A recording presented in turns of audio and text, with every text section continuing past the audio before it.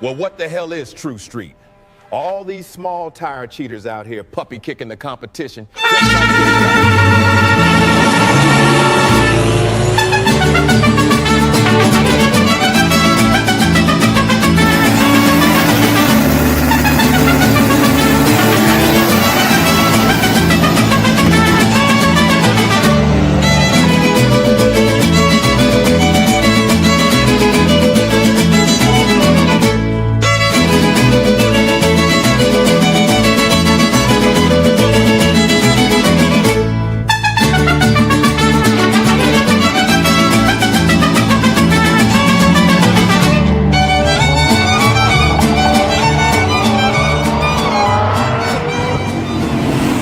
What's up, Terry? We heard Billy finally got that restraining order on ya. Looks like you should probably take those cameras out of his bathroom.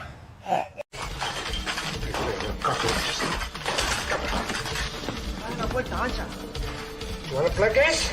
Okay. I'll play with you. Come on. Okay. You wanna play what? Okay. Say hello to my little friend.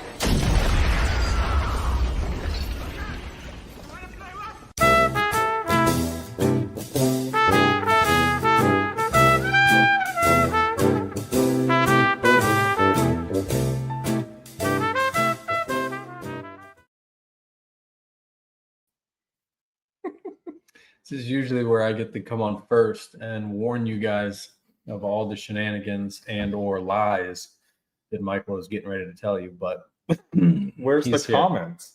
You took them off. I didn't take them off. How did I take them off? He's got the mouse. Hold on. He's got.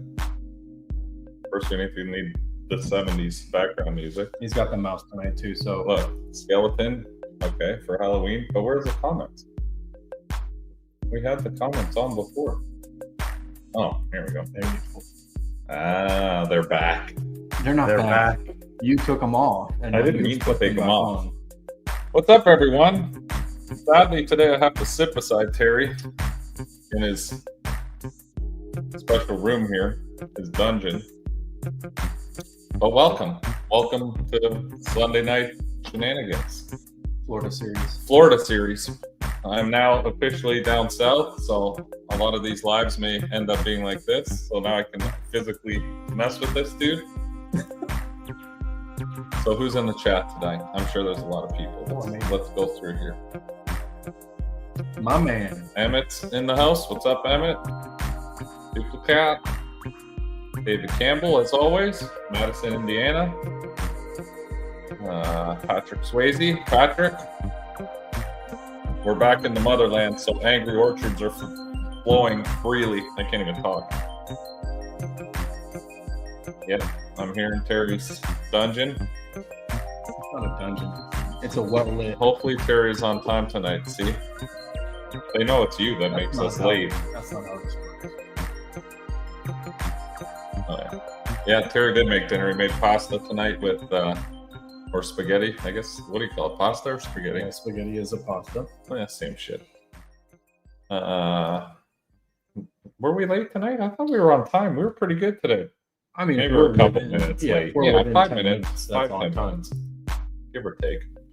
I like that they always have gambling now going on what time we're going to actually be on. See? Your body map is probably closer. James, it must be from out west.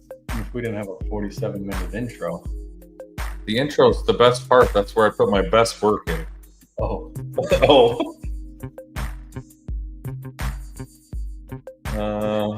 What else we got going on? I'm going with 812. Fuck, they're all over. They have no faith in us. No. Oh well. What's up, Scott? Jacqueline, Moose Knuckle. Don Craig, Pro Priest, Ben's in the chat. Who else we got? Tommy Cook, Mark Roberts, ProMod C10. We got a video of that a little later on. Mark was actually going to Brandon Mork's driving school before he came out to the latest No Prep. So, when you spray 4 kits before you leave on green, I mean, that'll happen. It's hard to squeeze in 20 kits in an 8th mile, so Oh, if we yeah. don't start early. Party again. They're gonna fail. I agree. Probably. Old Dirty Racing, I think, is Floyd. Floyd's always mad about something. For a guy who wins True Street as much as he does, Yeah. he should be happy. I saw he was mad about rules Oh my being God. rules and fair is fair. And where's this guy been? I know. He's retired now. He sold his car and went into retirement. I asked him if he missed it yet. He said no. Of course not. You know how much money he's saving? Or how much he made? Probably sold Yeah, that too. 1.2 million or He so. probably bought a yacht now. Probably where he is right now. Oh, this is a great comment. I like that. That's facts. I'm always late. What's up, Brad? Brad's in the chat. So, oh my God, it just keeps going. Billy Buzz. Caveman Garage. And the bullshit begins. Absolutely. Williams in the chat. What else we got? Is that Mark? Where's Mark? Did I miss one? Maybe not. Anyway, holy shit. Welcome back to Florida. Thank you, sir. I'm happy to be back. Let's start with that. I think we said hi to everyone, mostly everyone.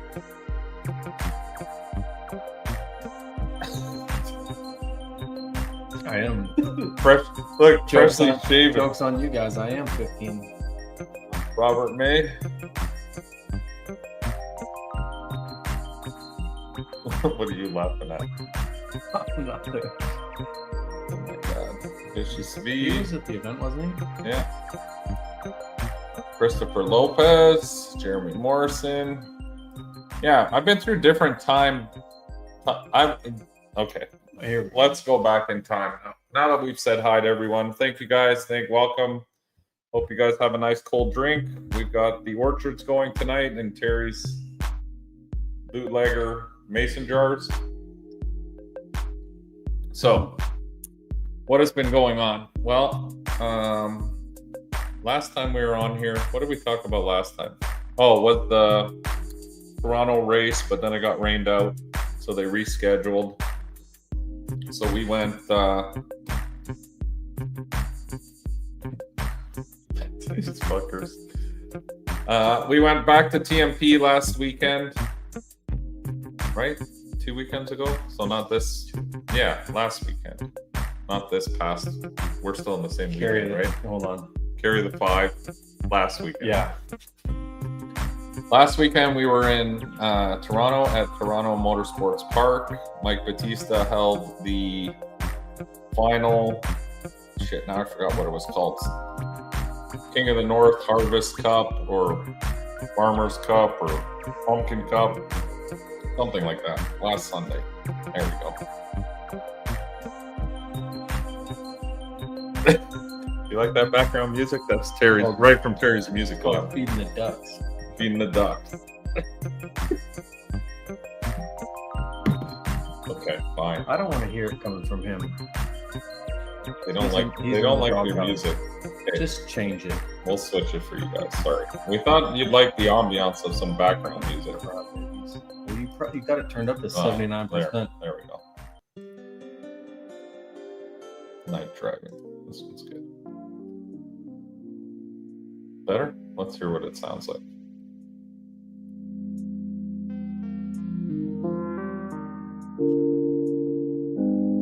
Wow, that's pretty bad too. We'll leave that. Oh, dance pop.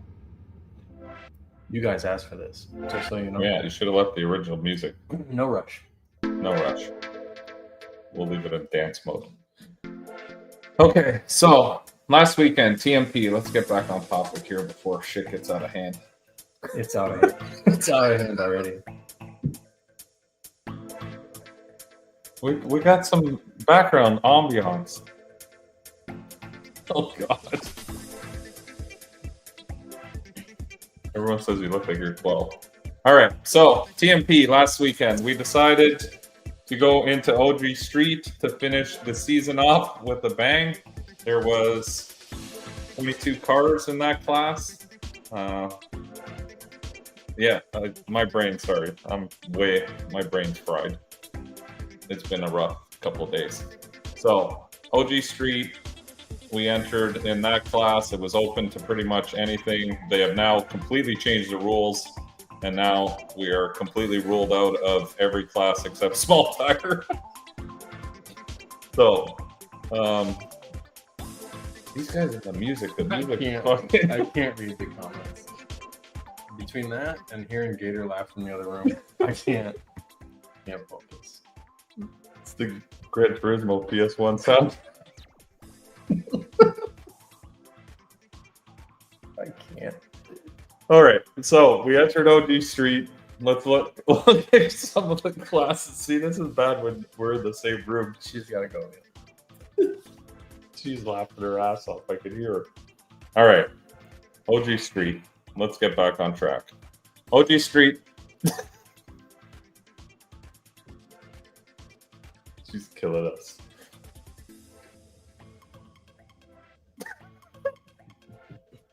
Okay. Play the intro. Let's start over. Start the whole episode over. Just fucked up. All right. OG Street. OG.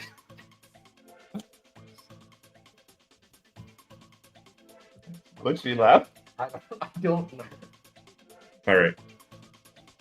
Fuck it. Let's just play. I don't even know anymore. Where's OG Street?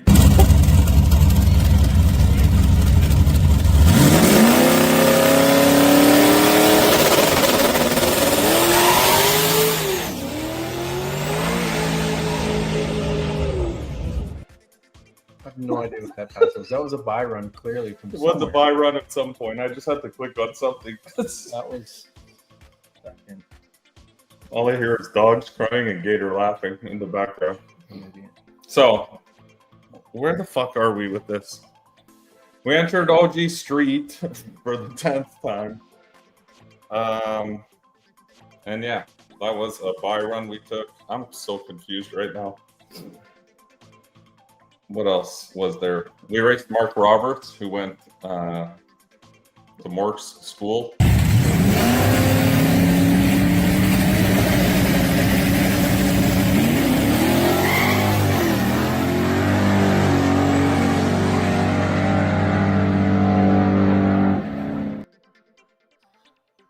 Yeah, Mark jumped on me. I really wanted to race Mark. I love racing Mark. That was another street car in that class. Was it an accident or just nerves? I don't know why he jumped. I guess he figured he had to get out in front of me enough that he was worried about getting turbo. So we raced our good buddy Mark. That was second round. I got it all backwards. Then we got a buy run in third round.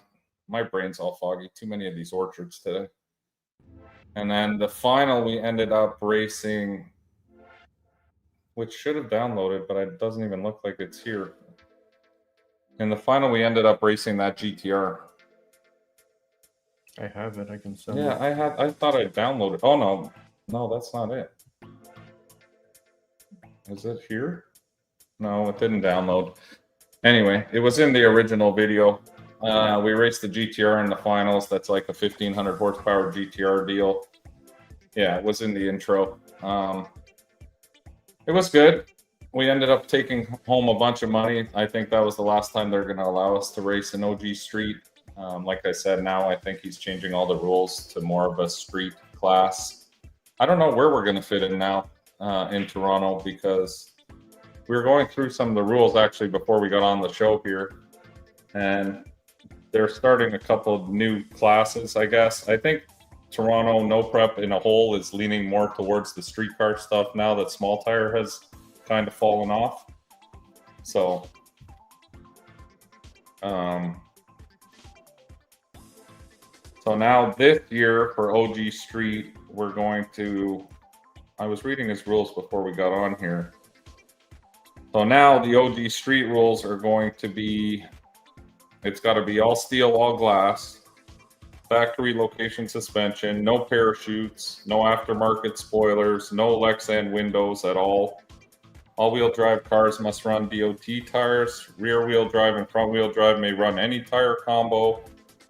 Factory door panels required. So I guess that's the liner on the inside. Is that what that means? When it says factory door panels required? I would assume it means the door panel, the whole armrest and all the shit. Yeah.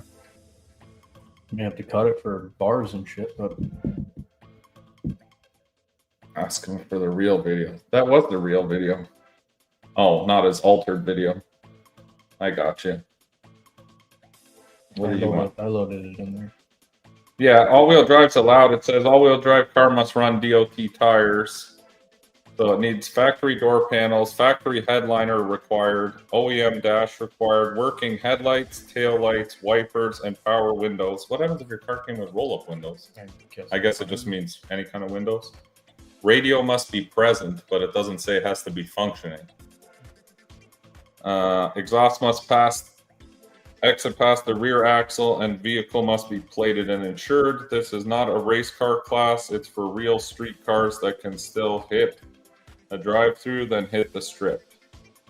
So, I mean, this weekend I was driving around in my real street car, but I don't think I'm going to go to the lengths of putting wipers and power windows and radios and running the exhaust to the back and factory door panels and take the parachute off, which I'd rather not do, and get rid of the rear Lexan glass. That sounds like a lot of work for not a lot of, I don't have a lot of interest in that. No big wings, that's for sure. So it looks like we're out of OG Street for next year. And then there was another class that I think they're bringing in called King of the Hill, which sounds like this one's for true hot rod street machines. Rear wheel drive, all steel, all glass, full OEM interior, so I'm out there too. Exit must exhaust. Exhaust must exit at the rear. It doesn't say the rear of anything. I mean, my exhaust exits out the rear behind the cab. Plated and insured, factory inner fender liners. That's a new one. I've never seen factory inner fender liners on any rules. And then must carry one lawn chair in the trunk. I'm not doing this with you. I don't know what the lawn chair is for. I mean, if you have a Mustang, I get it. You probably got to break down. So when you're waiting for the tow, you need a lawn chair. And most Corvette guys. And most Corvette guys. They get out and they sit I behind get it. Sounds like it's time for the Trackhawk.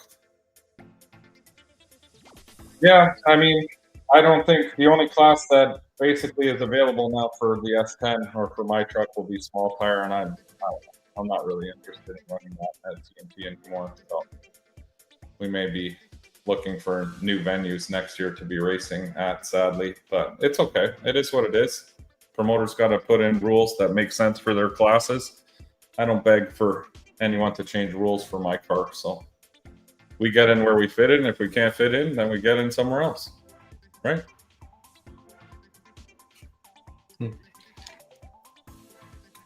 Will you please post? I would love to do that. And we're going to talk about True Street tonight. Yeah, I'd like to talk to Happy and those guys and see exactly what the changes are going to be for 2026, because I'm in the same boat. If I got to change shit, I'd like to know over the winter. Don't matter that He's mad. he's mad. He's Yeah, still like mad.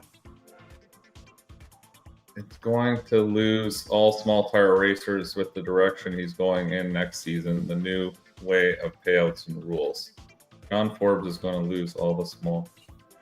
Like I said, everyone has their own series and their own way of doing things. So if they want to start leaning towards more streetcar stuff, like what are those things called? Streetcar, not streetcar. Is it streetcar takeover? Remember those events? Like Javier does? Yeah, like that kind of thing, yeah. where it's not really no prep. No. I mean, it's no prep, but it's leaning towards Streetcars. more street Those cars. guys drove them there. Yeah, I mean, it. Again, I've talked about this before, and we can talk about it a little bit. There is a group of cars now that are I call them X small tire cars, where they've converted those cars into what a true street car is.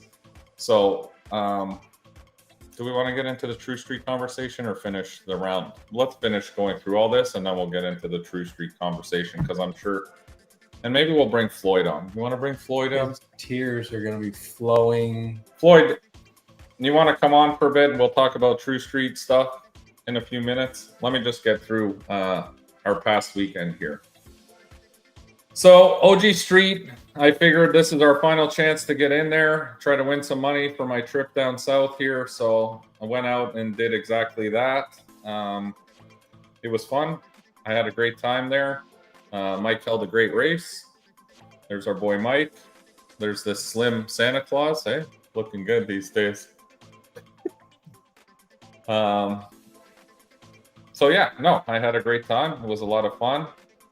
So this past weekend, headed down here to Florida, obviously, because we got a lot going on in November. I spoke to Landon, and he was hosting the Halloween Havoc race down at Cumberland Dragway. If you haven't been to Lake Cumberland Dragway, super cool place to race at. Very unique 8th mile track. He has a awesome venue there. So anyone who can make it out to his events, we were talking a little bit. I was talking to Landon about it. We really do have to support these smaller tracks like that just do no prep stuff. If we want to continue doing this no prep stuff, I mean, the car count was a little light Friday. I didn't stay for Saturday. Maybe it was much better, and Landon can fill me in. I see he's in the chat here on how things were Saturday. But Friday was a smaller car count, but still had a blast. It was kind of hard because I was there by myself with just me and Maxwell. And Maxwell's not exactly the most help. But Landon helped us out. And Clayton with the white Miata that we raced in the finals. His guys helped me out huge. So shout out to them. So yeah, we went there. We entered the True Street class. Landon's rules were pretty similar to the normal True Street rules. The only thing he had different was he had a 26-mile cruise. So we went out, we did the cruise. We went through town because it was Halloween. There were a lot of closed roads and stuff, and we had to do a lot of detours, etc., which didn't bother me at all. It was just at first kind of nerve-wracking because you're driving New place. in a new place I've never been to, and there's cops literally on every corner. And I don't know how cool they are with stuff or not. Like, I know down here in Florida, they're pretty lenient with everything, but I've never, I don't drive around Kentucky, so I don't know exactly how lenient they are with everything. But it was fine. We did the cruise, came back, and lined up. And, oh, yes, there was also, before we get to that, there was also, yes, exactly. So when I got there, talking about big wings. So we get there. I know from War in the Woods, I brought a lot of drama with my wing. I gray area the rules a little bit, which I asked about before I came there, and they said as long as the wing is non-adjustable, it's fine to run. So I was able to run the wing at War in the Woods, but then I got a talking to after War in the Woods saying, it's still a tuner wing technically because it's an airfoil, and an airfoil is a tuner wing or tunable wing. So whatever.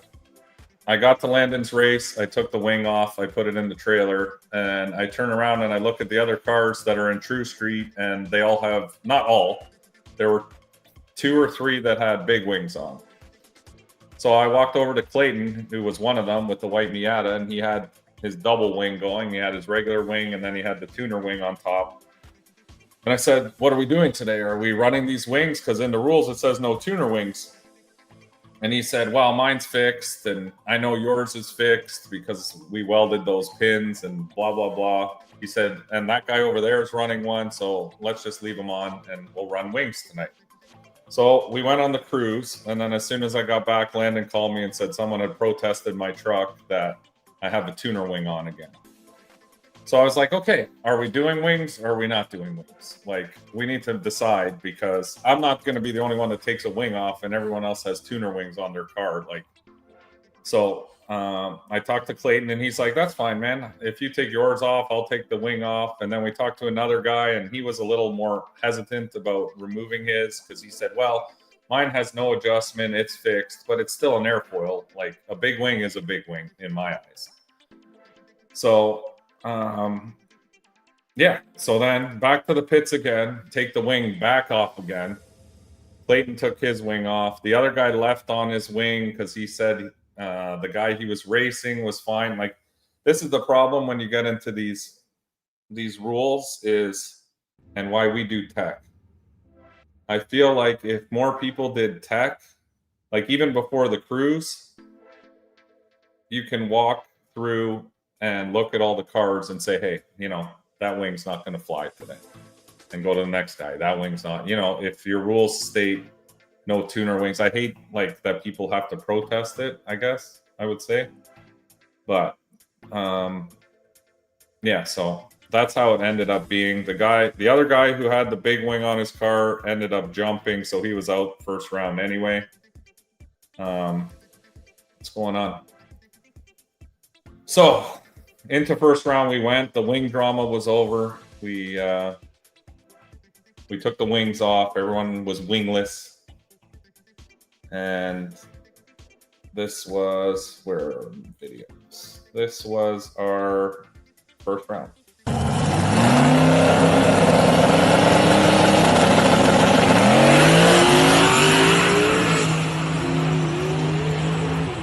Holy, rolling out the back door.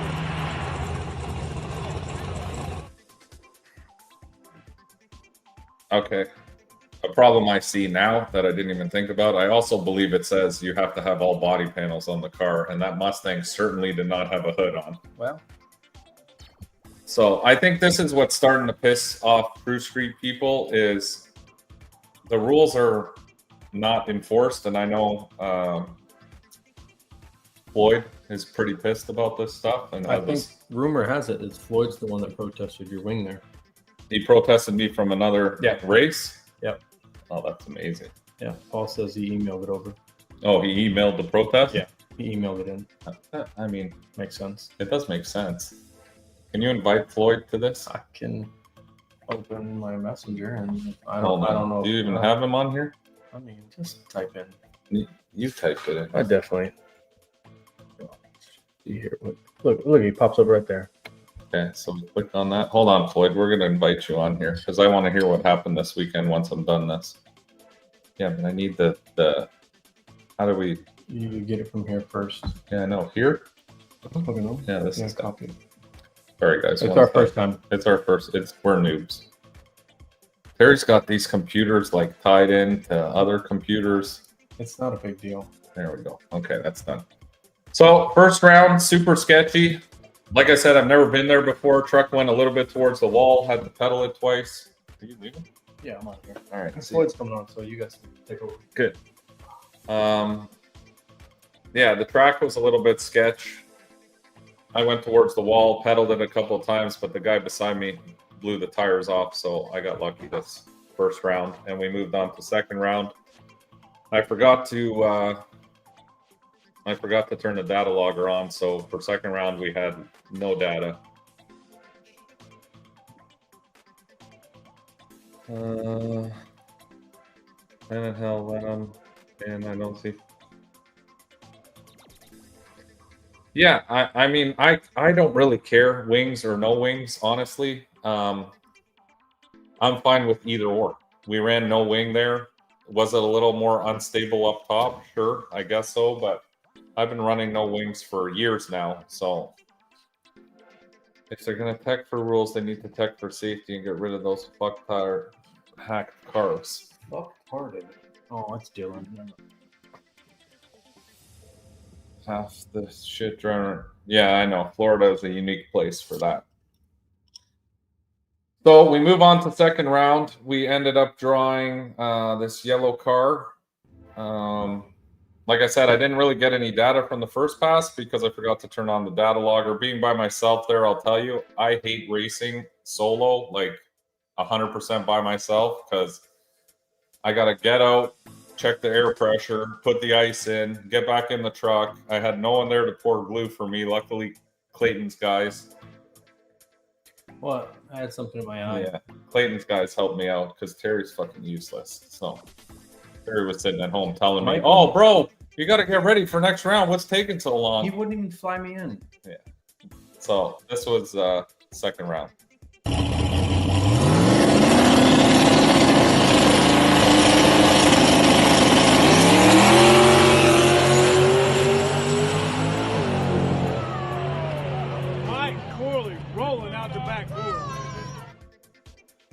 Turn it down a little bit. Maxwell. Rolling out the back door. Rolling out the back door.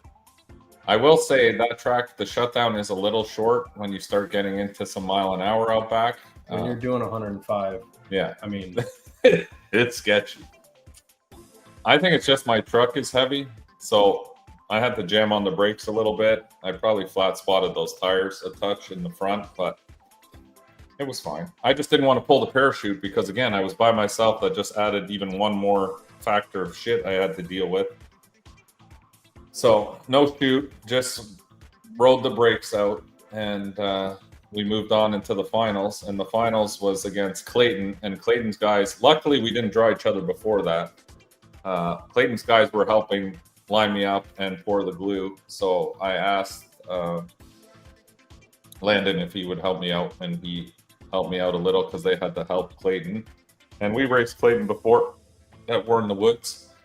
He jumped pretty hard on me. So this time we wanted to have a clean race and to see how they paired up. And this was the final race. Covered.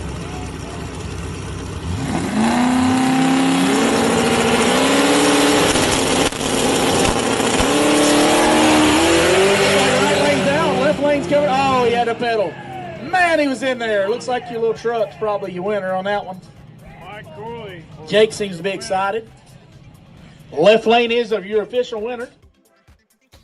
So we pulled off the win. Landon had some cool trophies made, which I thought were unique and pretty neat. This was the trophies. And yeah, it was a great race. We were out together in the beginning. I think he put a little too much in it in the middle.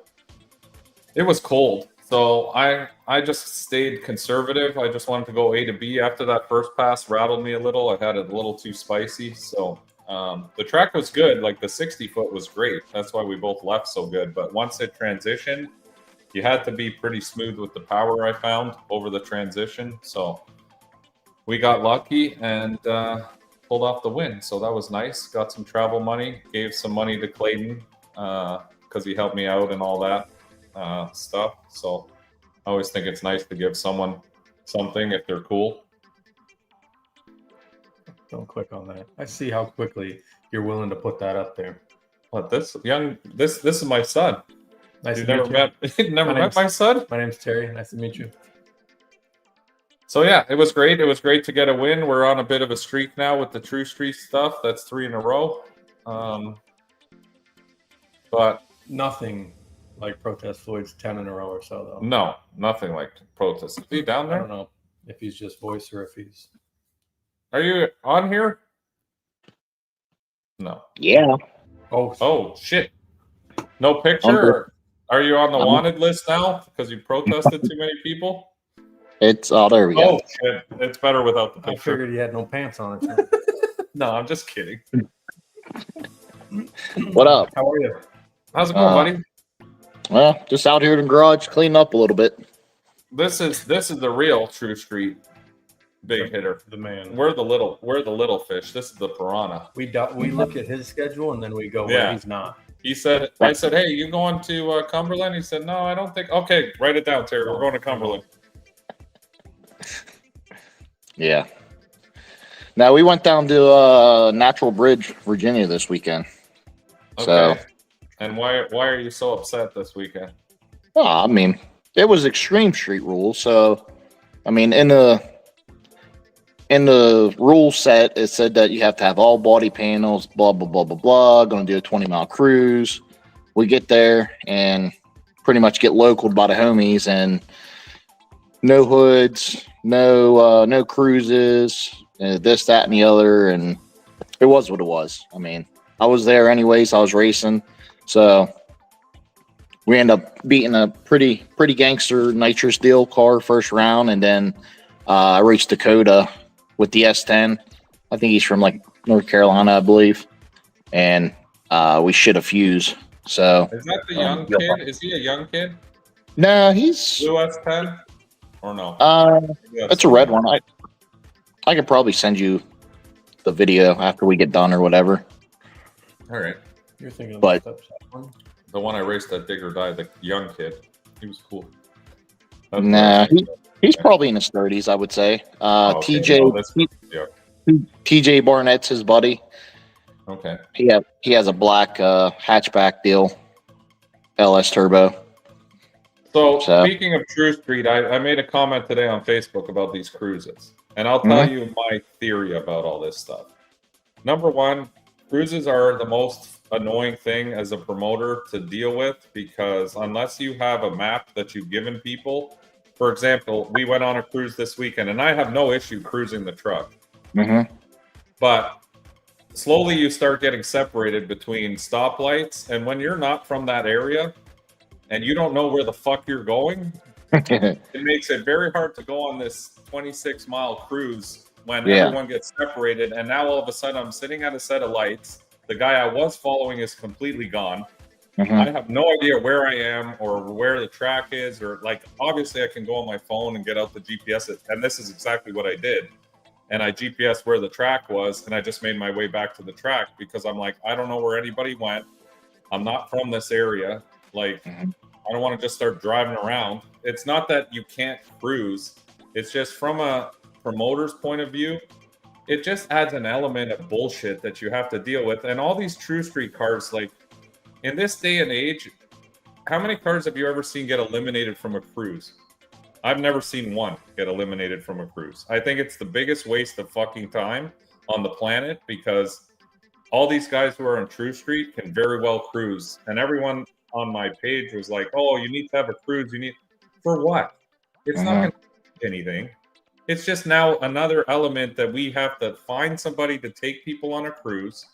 We have to try to keep this massive group of cars together, driving around. And God forbid, you know, somebody outside of the track now gets, like, say someone blows a red light and you're on this cruise and they fucking T-bone your race car in the middle of the intersection.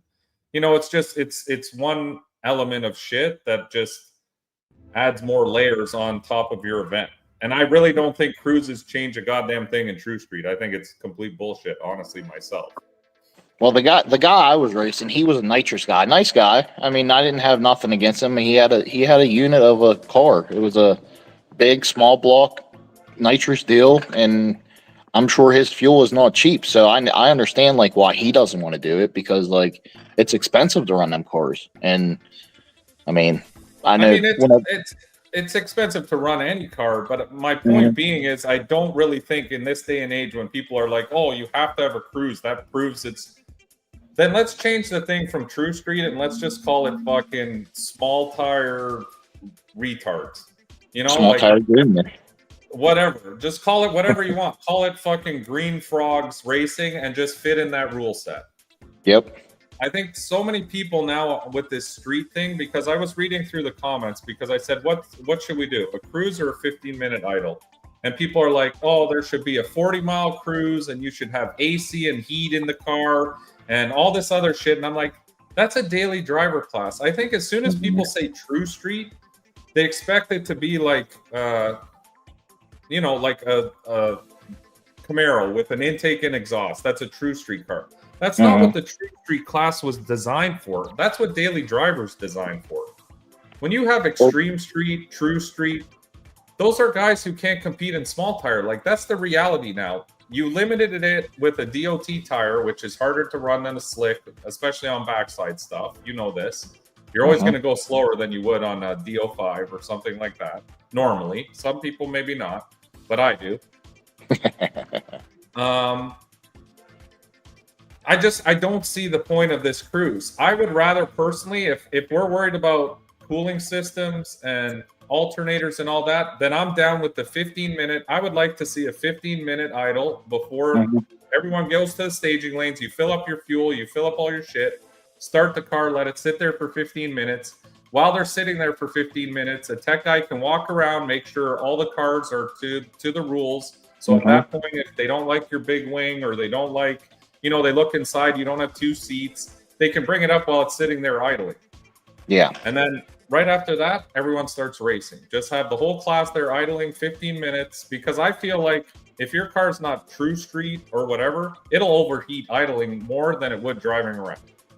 Because driving around, you're getting air through the rad. If you're just sitting there idling, it'll overheat quicker. If you're not up to the spec. After you win first round, pull around to the stage, pull back to the lanes, and then only thing you can do is like add ice, check your tire pressure. I don't even care about that, dude. Like, we need to distinguish what true street, extreme street, whatever name you want to put on it. Let's call it the Angry Orchard class. Okay, let's get rid of street out of the title, and it's got a set of rules. Your car has to fit in that set of rules, be teched for that set of rules. So if it says no wings, let's do no fucking wings. As people saw this weekend, no wing, it ain't gonna change how my truck works. I ran no wing before. Taking the wing off, everyone's like, oh, he's gonna be so much slower. We ran exactly the same times as we normally would. There's no difference for me. So this big wing phenomenon that everyone's on, the wing is gonna change the game in True Street, this and that. Okay, let's get rid of the wings. I'm down. Get rid of all wings. Let's go back. I would like to see True Street being like cars that look like ours. Do you know what I mean? That still look street. Mine's still a full body S10, that stuff. It's like a small tire. It is a small tire junior class. That's exactly what True Street is nowadays, because that's what we need for all these small tire cars. They need somewhere to go. They need to fit the rules though too. You can't I agree with that. I'm not saying that they don't need to fit the rules, but I find these cruises, all this other bullshit that people are on, like wipers, it needs wipers and all this. It's dumb. It's just like you're just trying to eliminate certain cars that you see win here and there. That's what I feel like the consensus is. Yeah, like either extreme street, true street, like it doesn't matter what it is. It's still they say it all the time. The cream's going to rise to the top. You know what I mean? The workers are going to work. The doers are going to do. So, I mean, if they want me to take my wing off, I'll just go back, take the wicker bill off. It got 6 bolts. I'll take it off. It ain't no big deal. It's not going to make a difference. Like, I understand Landon's point here. If you're doing a cruise because it's for pictures or you're doing it, my problem is people think that this cruise is all of a sudden, it's going to eliminate all the race cars. Make or break. These pro mods do sick week and they drive for fucking miles and miles and miles. 300 miles. Yeah, like, do you think a 26-mile cruise is going to delete race cars out of True Street? Because it's not. Modern technology now, like I said, is the same thing. These cars can cruise wherever you want. So this cruise thing, I'm not going to, personally at our events, we're not doing cruises. I'm open to the 15-minute idle. I like that idea because I think you'd eliminate more cars doing that than you will cruising them. And it's less liability to our whole deal. You know what I mean? I don't now have race cars out and I don't have to worry about someone driving around and then people getting lost. And now we're waiting for protest Floyd because he got stuck in traffic somewhere, and now the whole race is held up and you made a left when everyone made a right. Now you took the long way.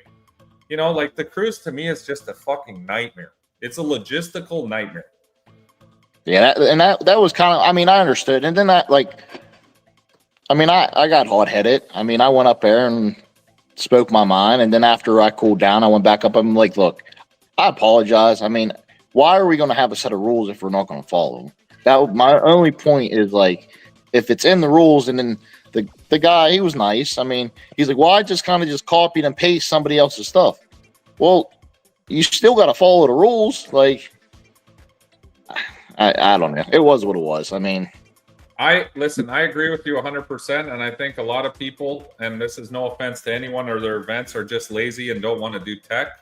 because it takes us like, okay, for our events, we do tech. It takes 3 hours to tech every single car there. And Well, they there's did a that line up in of them, mine like, too. to the, by the time tech is over at like Orlando, I'm fucking gassed, dude, because I've looked at every car. We've gone through all the rule lists on every car. Once it's passed, and we still, don't get me wrong, we still have 1 or 2 cars that slip through where we might have missed, like the exhaust was out the back, but they pulled the move and had fucking dumps or cutouts. And it's a turbo car, and it says exhaust has to be out the rear for daily driver, and then someone else notices. So even if they do get through our tech, I guarantee you that the outside tech guys that are the racers will definitely come up to the, but they come up to us. We don't need to call it out of the driver's meeting, because if your car went through tech and it actually didn't pass tech, I'll just tell you myself. I don't need someone to protest it. They can come to me privately and say, hey, you know, Floyd's car, you know, whatever, has a bigger wing than allowed in this class or whatever. And I'll go over and I'll look at it. And I've done it to people before, or the tires were wrong. Like I've seen guys change the tires and it says like 200 tread wear. And we go there and it's a 0 tread wear. And I'll tell them flat out, I'll say, listen, man, we gave you the rules. We teched your car with you. You know what the rules were. You can try to pull shit by us, but if you get caught doing it, we just tell you, got to put these tires or you can't race that class. And we move the car up in class to whatever class they have to be in if they want to continue racing. But tech sucks. It's one of the shittiest fucking jobs, but it eliminates all this bullshit. Because then there's no things like what you're talking about, where you got to go up yourself and be like, what the fuck are we doing here? Yeah, whenever I left KD a couple weekends ago, whenever he had the cash days, went up to Milan, I had to go up and I unloaded, then had to go to tech, and then I had to sign like the waiver and all that bullshit. So, but the guy come over, he looked at the thing, where's your insurance, your registration, your windows were wound up and down, your turn, he made me turn my turn signals, my headlights on, put the flashers on, like, it was simple. Took like 2 minutes. You know what I mean? Looked at my tires, yep, thought tire, let's go.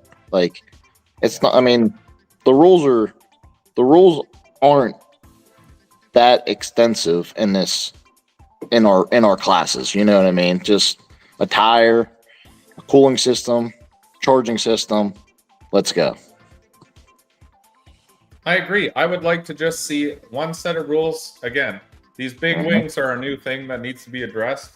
I hope Happy goes back and says, listen, we want the cars to look like they did factory-ish, because everyone's car is obviously a little modified or different, but let's get rid of the wings then. Let's just completely get rid of the wings and go back to like what you'd see driving on the street.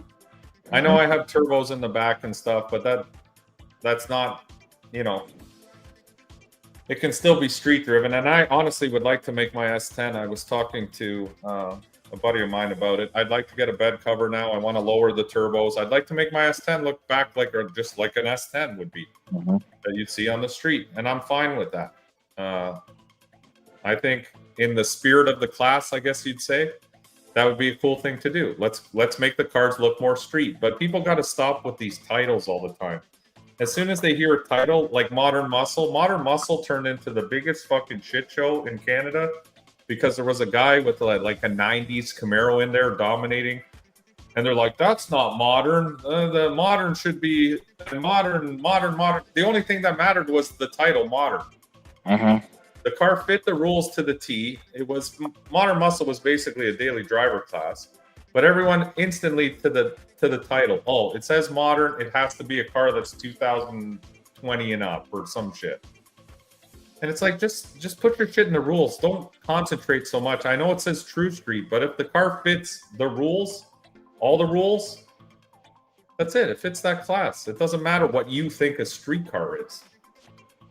Because the definition, and we all know this, the definition of street car can go 1,000 different ways. You got guys in Florida that'll tell you they can drive their fucking motor, no body on it, fucking one seat down the highway. This is a street car. And then you go to Canada and that would never fly. Like we have some of the strictest MTO laws. Like my truck in Canada, it would be very iffy to drive on the street. You would probably get pulled over.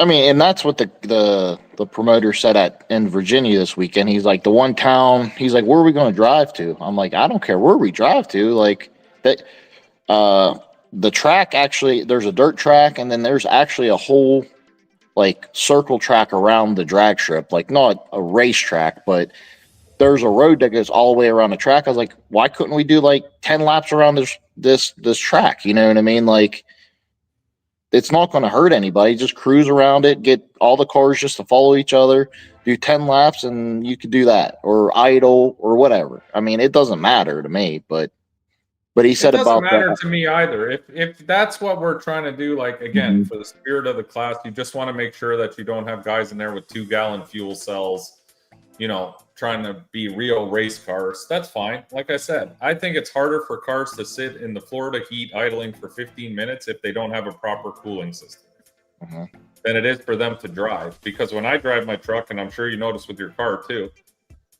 getting airflow makes it actually cooler. So driving around is the best part. So I don't know. I hate this. It's always bitching. There's always someone bitching about something, and you work hard. Like you put in the, I see you traveling all over the country. I travel a lot as well. We're putting in the work to make ourselves better. We're going to multiple different surfaces so we can be the best we can be to get data and this and that. And then you have guys who come out to one race and all they do is bitch the whole time. Oh, this guy does this. He's got a small tire car. Like, I hate listening to, oh, that's a small tire truck. That's a small tire truck. Why is it a small tire truck? Just because you've decided today that because it's fast, it's a small tire truck? Like, it's annoying because it fits in all the rules. Like, can we just move past this? And if your car fits the rules, it fits the rules. That's it. It doesn't matter what the class is called and what your opinion is of other people's vehicles. If your car fits the rules, that's the class it fits in. That's what happened with the OG Street thing. Everyone was all pissed off that I was in OG Street. There was nothing in that class. I didn't break any rules. The truck fit in that class, so I put it in that class. It's not my job to make rules at events for other people. So if I see someone's event and I look at it and I go, oh, wow, my truck fits in that class, I'm going to go in that class. We're not trying to cheat, but I don't want to race chassis cars with big blocks. I'm sorry, my truck's not competitive in that class. So why would I want to go because you think I should be in that class that I got to go now and race those cars? Like, I could have, like this weekend, I could have put my factory seats that I have up on a shelf.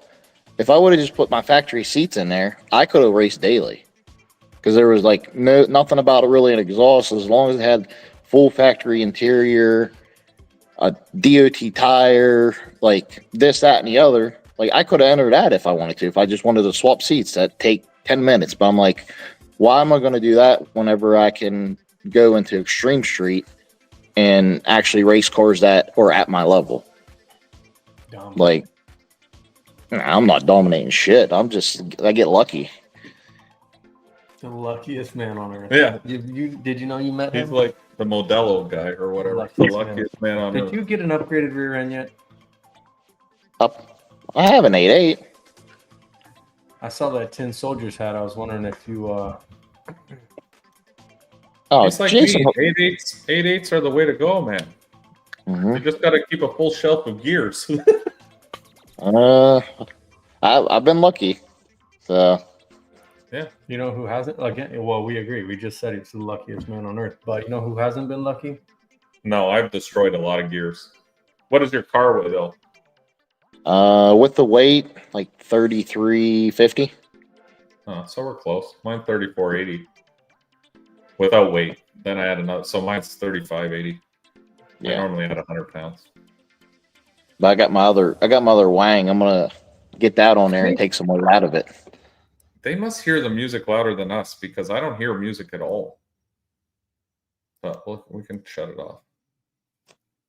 I don't even hear music. I thought I shut it off already. You hear music? No. Yeah. I don't know. They must hear the music. Oh boy, what did I do here? What's your next event? I might be going east this weekend. So we're not. We're going west. We're going west then, okay? Whatever's what's Landon saying? Here's an example. I had some hard tire guys bitching about buy-in and payout. Gave them more than they wanted, and the ones that bitch went somewhere else for way less than I offered. Never again.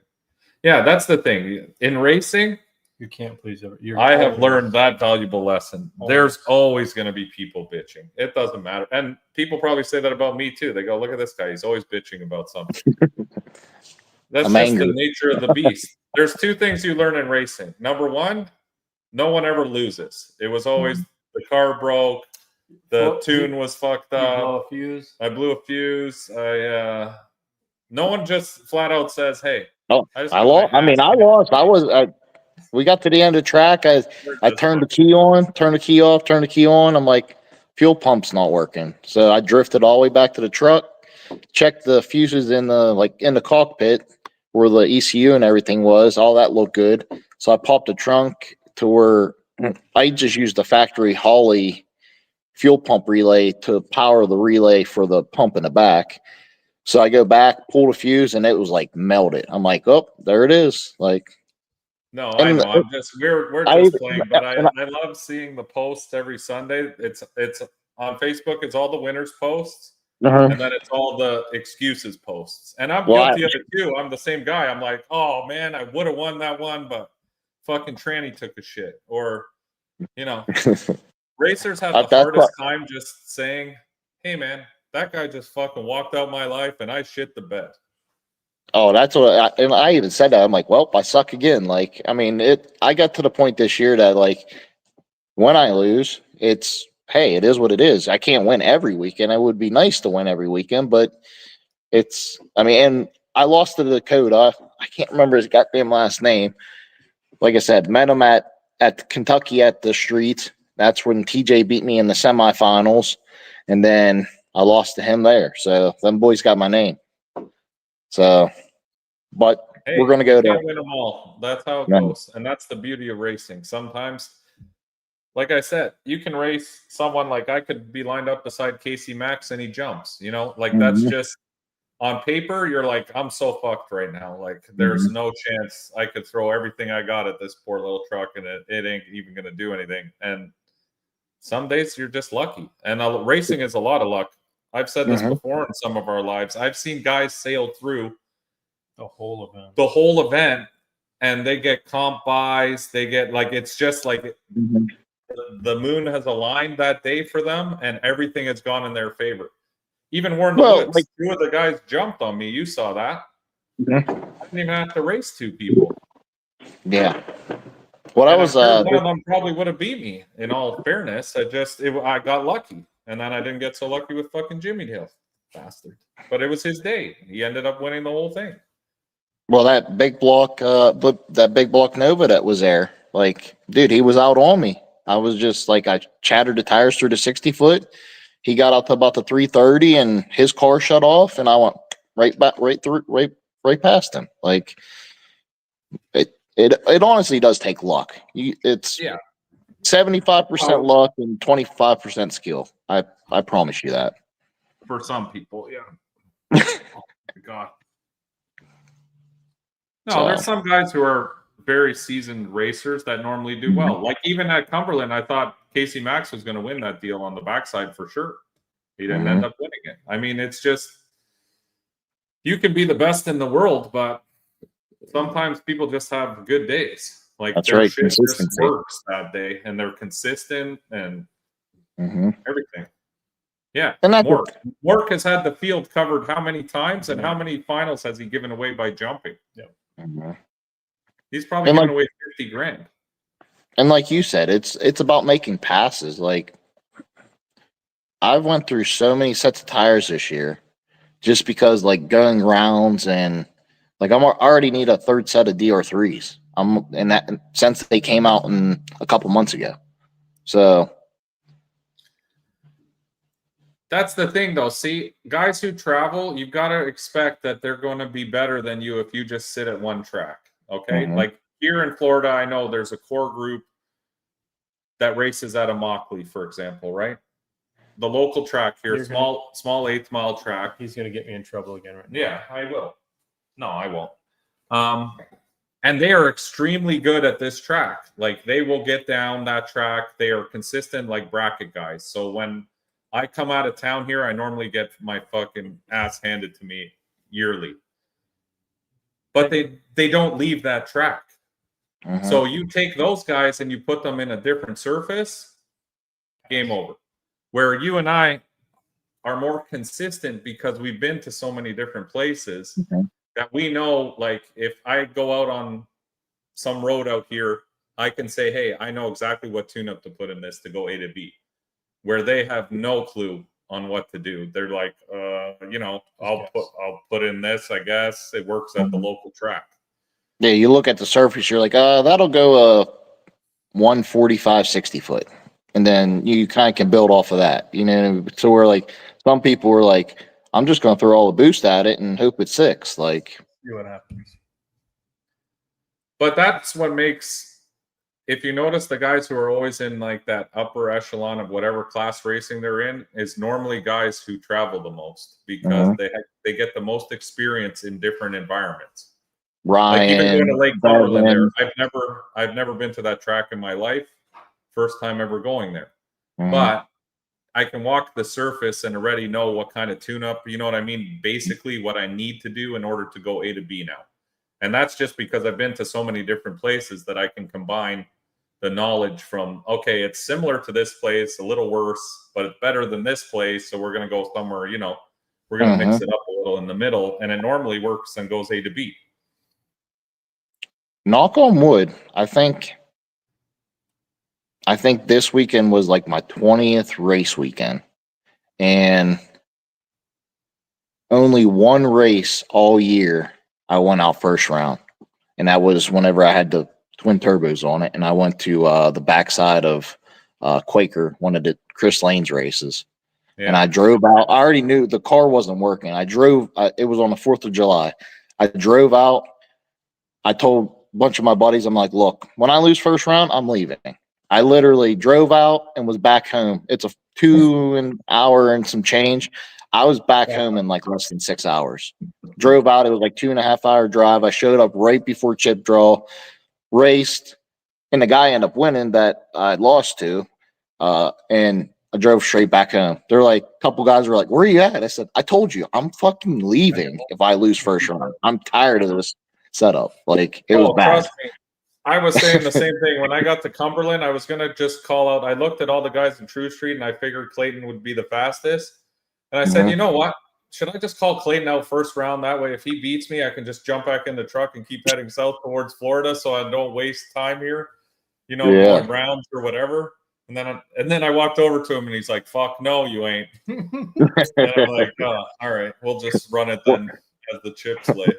That was like us, you, me, and Tom when we were standing at War in the Woods. We're like, dude, I don't want to race any of you. Yeah, right off the rip. I saw a question here. What did this guy say? Okay, here's one for you. Should all-wheel drive with a steel parts? Oh, steel parts. They can be on steel roof and quarters. Without, I think it says without steel parts because he's talking about that diesel truck that's fiberglass. Crazy Horse. That made the post today, Yeah, but Crazy Horse is complaining like these rules haven't been steel roof and quarters since day one. Like the small tire did they ever change steel roof and quarters? Mm-mm. If he wants to race in it, he's got to put steel bedsides on. You mentioned it's only a 20-pound difference. Then just put the steel parts on and run. It could go. The argument could go both ways. If it's only 20 pounds, put the steel parts on. Who cares? It's not about anything being any weight. Rules are rules. Again, we go back to the original rules. Steel roof and quarters have always been steel roof and quarters since small tire racing started. And it's a diesel that makes all the power. So I'm not even worried about that. Like, I'm happy. I'd love to see him out there kicking ass. But when you're trying to bend rules for your own car again, like it's the same situation. He's like, wow, what's the difference for the weight? It's only okay, if it's not a big difference to you, then just throw it on there. And that's it. It sucks, but that's... You know how many times I've had to modify shit to fit rules? I hate it. When we had the Trackhawk, I was changing tires like I owned a tire shop. I almost went bankrupt because every couple months they changed the tire rule. They'd be like, okay, now it's got to be 300 tread wear. And I'd be like, oh, fuck, I got to buy 4 new tires. And now they got to be narrower. And I'm like, oh, fuck, now I got to get narrower tires. And it was relentless. Mm-hmm. But if you want to be competitive or whatever, like, I don't know what he was asking in that post. It's pretty simple. It's always been steel roof and quarters. Like, I have nothing against the guy. I hope he puts steel roof and quarters on and goes out and fucking kicks ass. Chris said that post made no sense. He's been living under a rock apparently. Yeah, like, it doesn't make sense. He's bitching that why does it have to be steel roof and quarters? It's like, bro, that's been like that since day one. What do you mean? They didn't just change it because you came on the scene. They were like, we got to make it steel roof and quarters because the diesel's on the scene with fiberglass bedsides. Speaking of like Chris, they don't allow all-wheel drive and small tire, but at his races, which it doesn't matter anyways, you're allowed all-wheel drive in True Street.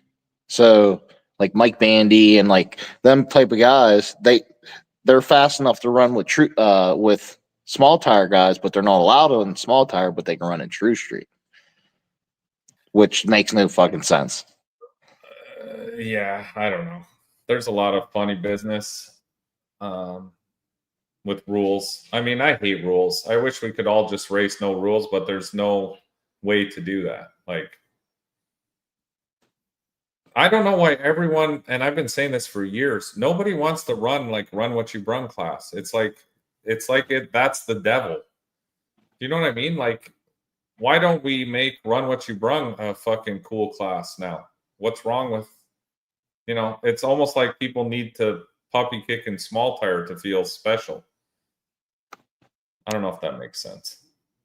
Like, every time I suggest, like, hey, why don't you just put your car and run? No, I ain't putting it in there. It's like, why not? That would be the most gangster class. If you want to be the biggest gangster, you go and run what you brung because there's no rules. Everyone's always crying about rules. Just go and run what you brung then. No rules. Just let her eat. You want to be the big dog, be the big dog. I think there should be an outlaw class, which like a run what you brung, whatever. Yeah.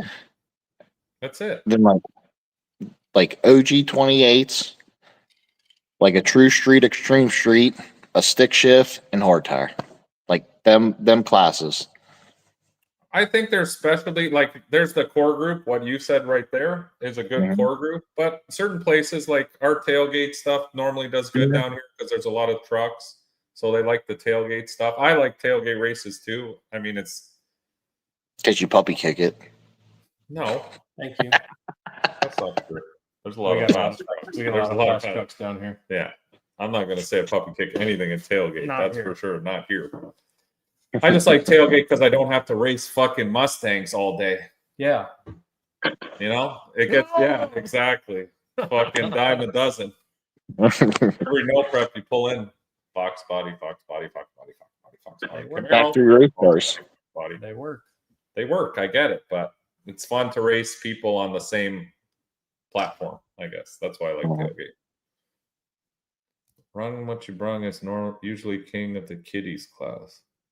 I don't know. I just find like there was a time. Do you remember back in the day when Run What You Brung was like chassis cars were in Run What You Brung, all-wheel drive stuff, Run What You Brung. Like it was all the biggest, baddest units, and now all those guys have put small tires on, and now they're all in small tire, like killing small tire cars.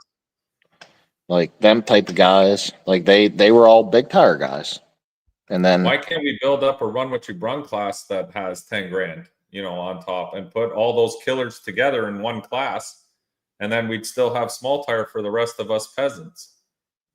Because that's originally what it was. And then somehow it's transformed into now small tires, just all those chassis cars that used to be in Run What You Brung are now dominating small tire, which was totally predictable fucking 4 years ago. I've been saying it forever.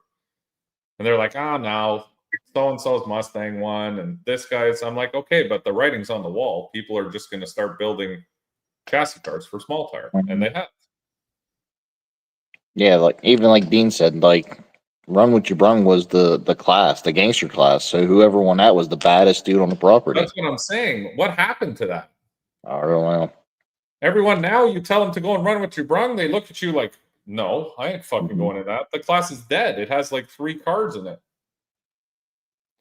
Because, like I said, Small tire is all the little guys like you, me, we all were in there donating. So the pots were big. They have 32 car fields, 30, but now that's all dwindling, not everywhere, but War in the Woods, places like that will always bring those cars because it's not, guys are willing to donate to be, I don't even want to call it celebrity. No, but you're part of the show. Yeah, but to be part of the show. Like, they're like, I probably have no hope in hell, but I've done it myself. I've been like, I'll go on Small Tire and War in the Woods and donate the $250 or whatever, just to be part of the show, get some cool pictures, maybe pull a wheelie. 1320 is going to be here. You're going to get a photo. Yeah, like that's why you do that. But when you go into the smaller events now that have no 1320 there, they don't have, there's no real reason for guys to sign up for Small Tire anymore.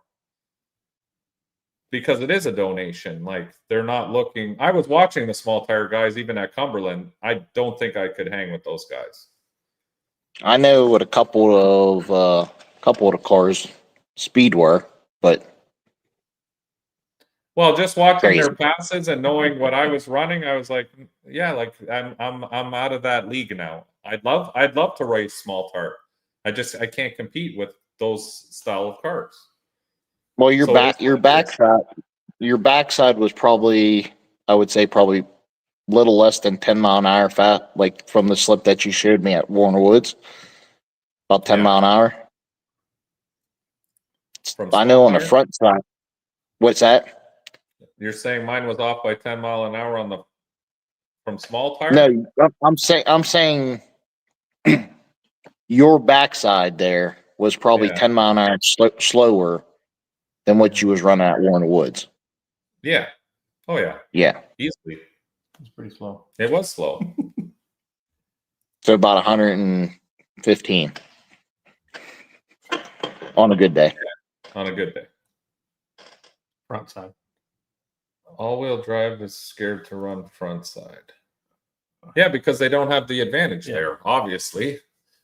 Why would they run front side? A rear-wheel drive car on the front side is always going to be faster than an all-wheel drive, in my opinion. I mean, there's probably a couple all-wheel drives out there that'll hang, but they need double the power, not double the power, but they need to be turning 4 sets of tires.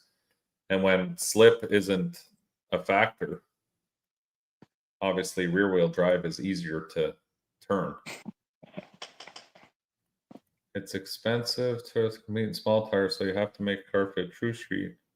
Yeah, and there's nothing wrong with that. That's the thing. I have no problem with that. I would love to see True Street grow into all the OG small tire cars.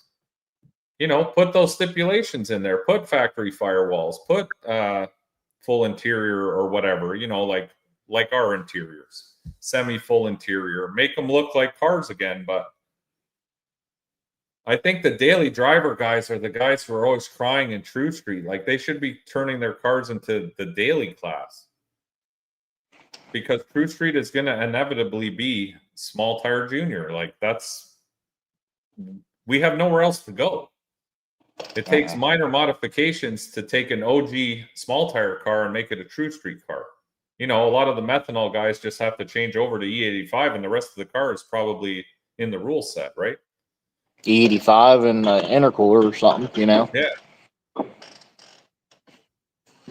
I don't know. It's kind of sad because I really liked when we first started this shit. And it was like, you ran a 6.0, you were fast. If you built a car that could run 50s, like 550 on a small tire, you were competitive every weekend. Like, you had a chance of winning something. That was 3 years ago, probably. Yeah. And it was awesome. No, but it was fun because it was like street racing. It was more about the racing then. Now it's just fucking domination. Like, the times are fucking crazy. And you just have to keep spending money. It's like money. Okay, I need 2 more tents. What do we need to buy to do that? What do we need to lighten? And a lot of guys sell cars and buy new chassis and then build a whole new car. I can't afford to do that. And I'm sure a majority of people can't afford to do that. Like, I've thought about it. Trust me. We had that chassis truck that came through and I sat back and I said, almost. I almost bought it because the price was really good on it. But then I'm like, but then what? Then I got to convert all this shit over to this truck. there's still going to be shit I have to buy because it was literally just a shell. And I was like, I just don't want to do all that. It's so much work. And then I still don't even know if it would have been competitive because it's still a fucking truck. I don't know. It used to be a lot. I had the most fun, honestly, I think, in this racing with the Jeep. Because then it was like mostly actual street cars, what I call like cars that guys, I'd see them at the car shows on the weekends. You know what I mean? With their cars, and we'd meet there, and then we'd go out. And I drove that Jeep fucking anywhere. I drove it to Niagara Falls 2.5 hours, you know, on the weekend to go cruise around. I would do whatever. And then we'd race it every weekend and then put it back in the trailer and never had to fix a thing. The faster you go, the more shit you got to fix and the more money you got to spend. Mike wants a giant True Street field, more money. Absolutely. 100%. Well, I was talking to the TJ Barnett, and we were saying like it would be cool to get a bunch, like a good bit of guys for like a good backside, and like put in like a $250 buy-in. True Street, like, you know what I mean? Get some gangsters, find a good spot halfway between everybody, and just have a good backside race. And I mean, that would be gangster as shit. Like, I don't know. Yeah, I don't know. I just want to bring it back to what it was, and I don't know if that's possible. But, and again, I would love to see all these gangster cars. Like, I have much respect for the car Billy built, Casey Max, that fucking, what is that blower thing that's so, the witch doctor? Yeah, like I can name probably 20 to 30 cars that would be awesome in a run what you brung class. Gabe's Dart, the blue Dart. Yeah, like all those style of cars, put them all in run what you brung, and just that is the fucking, you are the biggest gangster on the planet class. But they won't do it. They just want to run small tire, and they want to have, you know. There's too much money in it right now. That's the thing. I guess. Like you said, if you would put a $20,000 purse on a run with your brung, all them guys are going to go in that class. That's what I mean, but I don't know why as promoters we don't start doing that. And I've been pushing it. Like our small tire, we implemented a couple of rules that people fucking hate, but it kept small tire alive, at least here. But then I get, you know, you're always going to get slack, and most of the time the people who are talking are the people that don't even come and support your race anyway. So to me, I tell Terry all the time, I'm like, look what this guy's saying. Do you know how many fucks I give? Less than 0, because I've never seen him at a single race of mine. If you're not there racing, I could care less what your opinion is, because we do these races for the racers, like so they have a good time. I want you to come and say, hey, you know, I had a great time, and this race I was in the semis, or this race, you know, I was runner up. I almost won the deal. Nothing makes me happier than seeing races with different winners, because that's the best. I don't think we've had any back-to-backs. I don't think we've had any doubles. Yeah, we never have. And that's where you have to put in these rule sets. And yeah, maybe people don't like it because they built a badass chassis car and they want to come in and just fucking dominate the whole class. But it doesn't take much to make it so that people, I don't know, are more competitive, I guess would be the. And I get called a pussy for this and a fag, and you know, whoa. Yeah, I probably shouldn't say those words. We just got demonetized. No, but I deal with a lot of that because they're like, oh, friggin' Canadians, they're pussies. You know, they're always looking for blah, blah, blah, this and that. And it's like, I don't do any of that for that reason. I do it so that racers come out and have a good time. Like, that's what this is supposed to be about. Nobody's making money here. Let's be honest. I've won a lot of races. I think in the last 4 years, I was counting it all and all this stuff. And I'm still broke as fuck. And I've won a lot. Like, we've won a lot of shit, and this sport does not pay for itself by winning. I mean, it helps. Like, it helps get you to the track, that next race. But nobody's like at the end of their racing career goes, whew, now I can retire. I banked so much money from this. Yeah. So that's what I mean. Like, I don't know. I don't know how we make it fun. Like, I hate seeing the small tire car counts dwindling now because this was so predictable. Even back home, like, it's not everywhere. I understand all this. And I don't want to put a downer on small tire and say the sport's dying, but you can see it, like, at a lot of the smaller races, not at the bigger races, but at the smaller races, people they're giving up. Like, they have no interest in just coming out and donating anymore. And we've been Yeah, saying you this ain't gonna, for 2 years, 3 years now. you're not going to go and get your teeth knocked in every weekend. Like, Well, it's too expensive to do that. Like, you want to win once in a while. You know what I mean? Get close. yeah, I mean, Or just get for me to close. go, Like, making it to the semis. I've made it to the semis a bunch of times, and that even makes me happy because I'm like, hey, man, we still got to race 4 cars, 5 cars, whatever it may have been to get to where we were at. We had a great time. We got to hang out with, like, War in the Woods this year. I didn't win shit. awesome. I got eliminated by Jimmy Dale, but I had a fucking blast. Yeah. It was so much fun just hanging out with everyone, doing the practice tree with Fuel Tech there across from my pits, seeing you, seeing Jimmy, having beers after. Like, the whole experience was a great time. But not everything is like that all the time. You know what I mean? Like, Trevor wasn't really that angry. Like, he was a good time. He probably hit it well.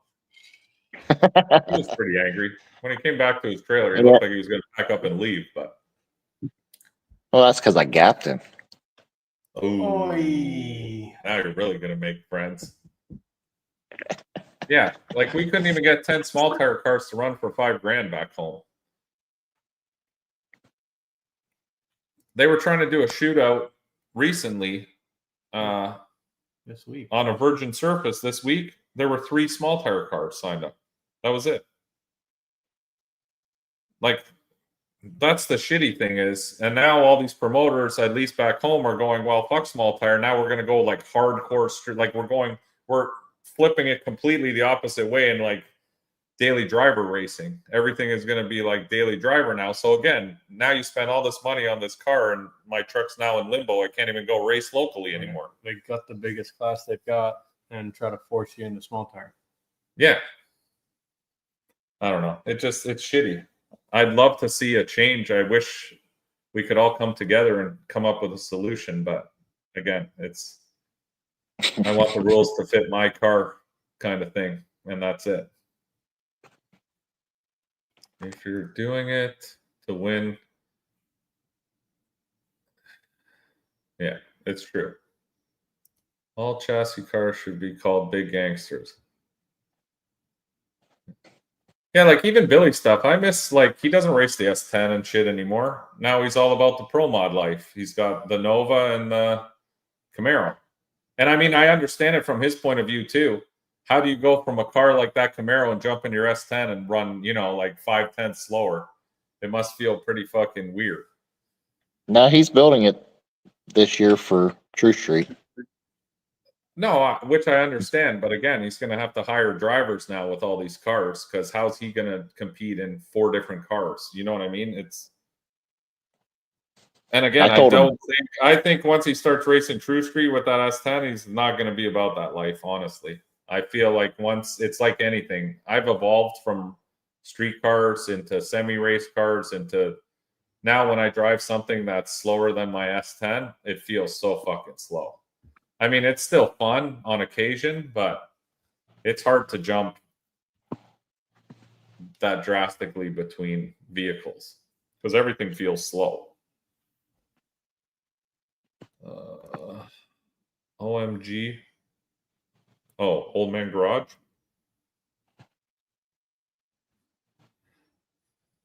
Yeah, I know. Happy and those guys have been a big advocate of working harder and spending more. But again, it's easy, and I have nothing against those guys. They're all good buddies of mine, but they're very good at spending other people's money. Very good at their jobs promoting. Yeah.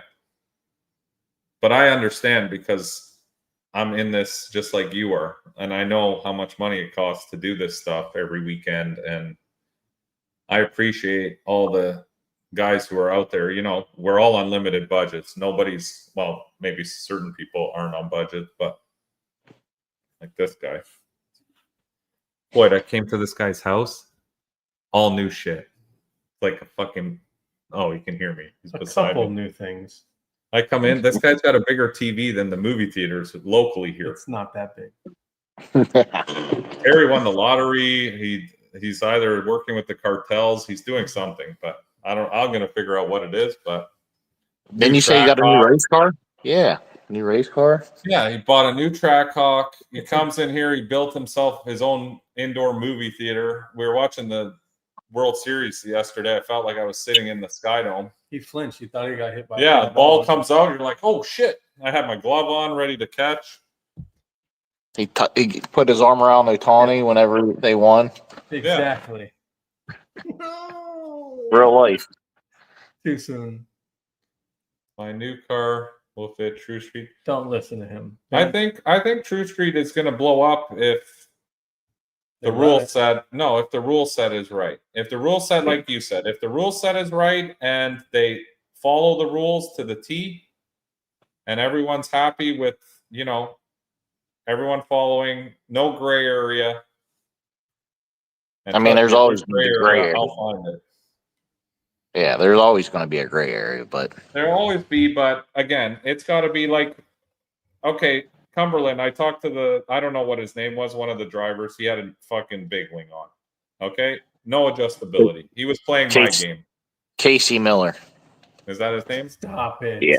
We're not going to mention names. Okay, I don't know him. I've never met him, but He they was. said He they was. got the- Is it They said the? take the big wings off, and I walked up to him and I said, "Hey, man, we took the wings off. You got to take the wing off your car." He goes, "I don't have to take my wing off. It's permanently mounted."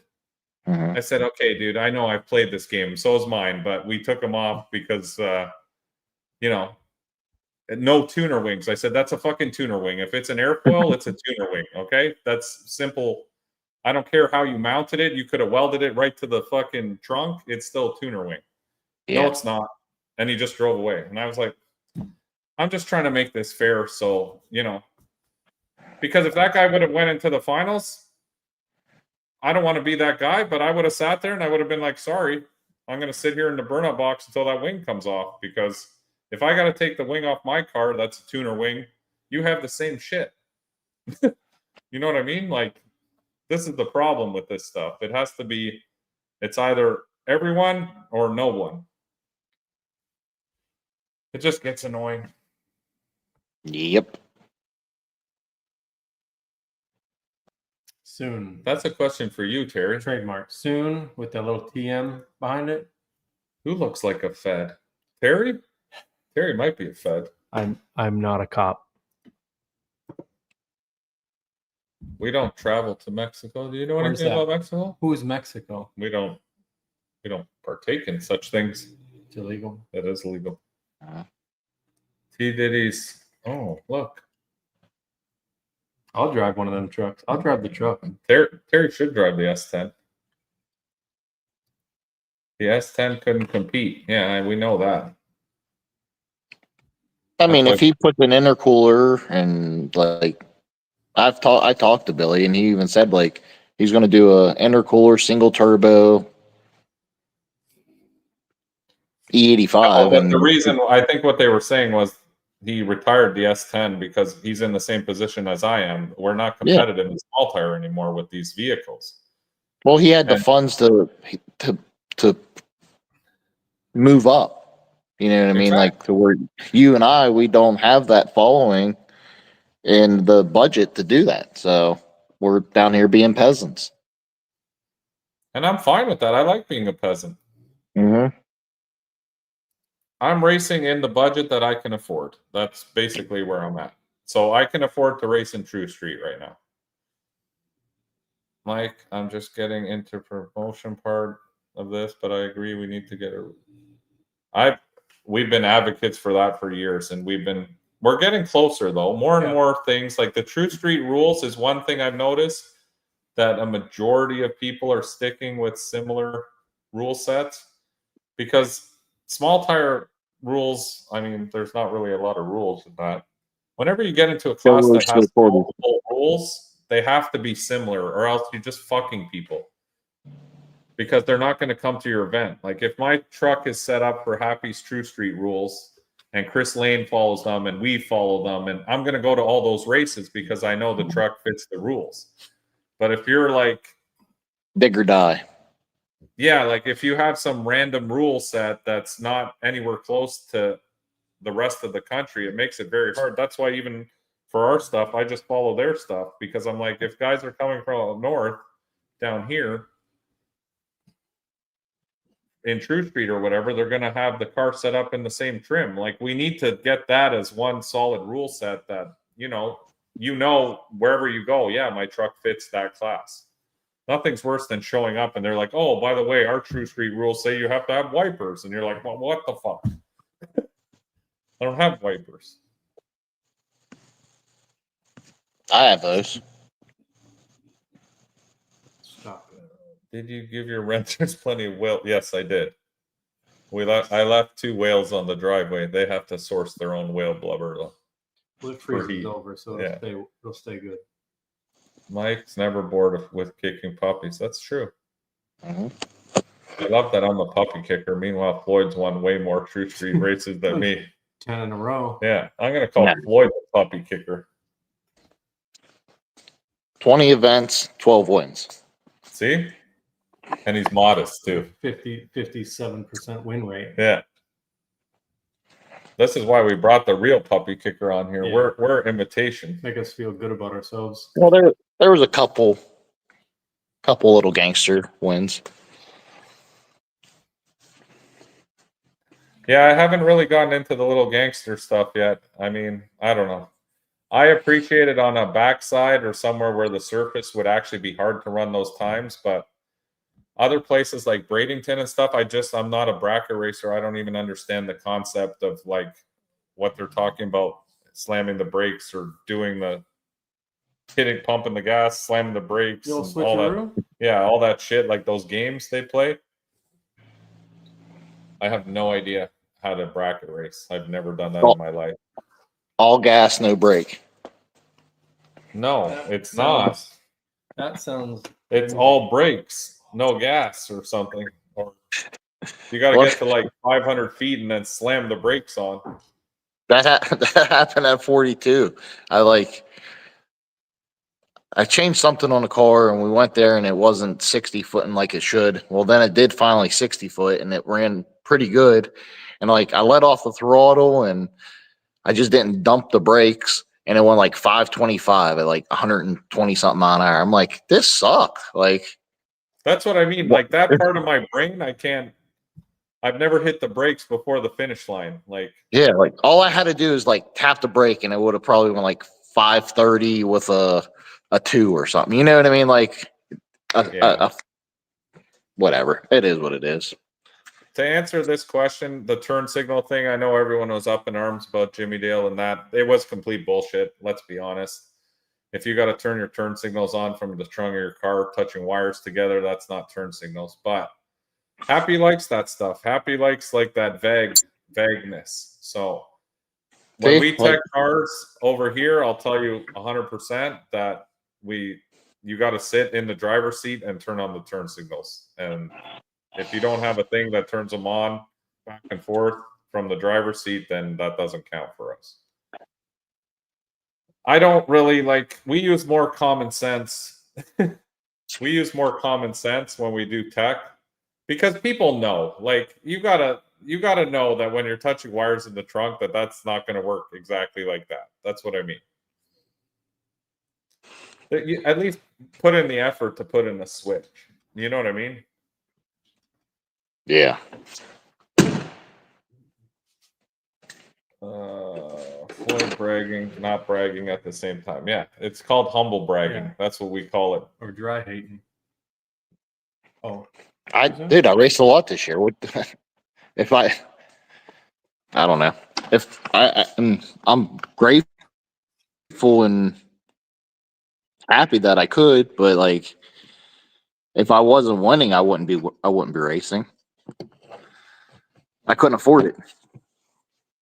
We have a few cars locked into all classes. In all honesty, I don't think the people in Georgia know about the lock-ins, so we're just going to let it ride and see how it goes. And it is what it is. That's This is the our first 14th, time. right? Yeah, 14th and 15th, backside and front side. We've never done an event there. This is our first, so we'll see. We'll see if people show up. If they want to come and race with us, awesome. We're going to have an awesome time. I don't care if there's 5 cars there or there's 500. To me, it doesn't make a difference. I'm not in this. We do it just to have fun. Like all our races have always been like this. Some people, it's a business. For me, it's not a business. It's far from. So we just enjoy it. I think I raced like 15 hours. Oh yeah, it's deep. Yeah, far. But it's also November and it's getting cold everywhere else. So that's why Immokalee in the winter is the best place to race ever. It's the only place I've been to that you can be wearing shorts and a t-shirt in the middle of February. Go to the beach. And go to the beach and chill. And, racing at night, it's like perfect weather. It was like 60 degrees or something, high 60s. Jimmy Dale's turn signals worked from the driver's seat, but both of them came on. He doesn't know. He doesn't know. Wiring. That's good. I like that, Nick. Well played. Well played. He also has a hollow alternate. Oh my god. Oh, here we go. Don't tell Floyd this. Do you know you're talking to the No Prep Ice main agent here? I talked to Tom. We don't have problems. I know. Floyd, what do you do for a living? Stay-at-home dad. There you go. He's not going to tell you what he does. No. Now I worked on the railroad for 12 years, and then after our second kid, it was just being on call all the time. My wife has a really good job, but I work in my garage and I help a couple buddies. One does excavating, one guy does body work. So thanks, man. I'm always busy doing something, which is nice.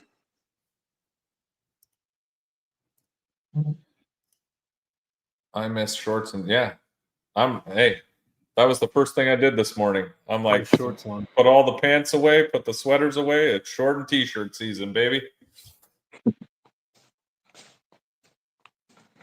Well, I'm gonna let you guys get back to your show, doing what you're doing. I'm gonna go back. I'm gonna get in the house, and we like talking to you about True Street because you're one of the guys who goes around the country supporting this class. So I always like to hear from people like that because you've been to a lot of places, you see what goes on. So it's interesting to get your feedback. I appreciate you guys. Thank you, sir. All right. Have a good night. I'll talk to you. All right. See ya. It was back to 2. Dumb and Dumber.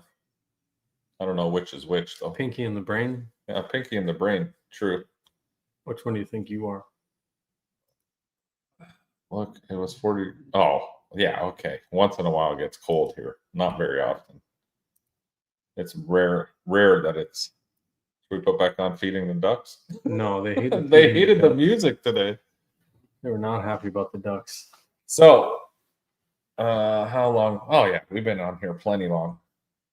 So, just to reiterate, went to SGMP yesterday. Yeah. Very cool track. This is the front side.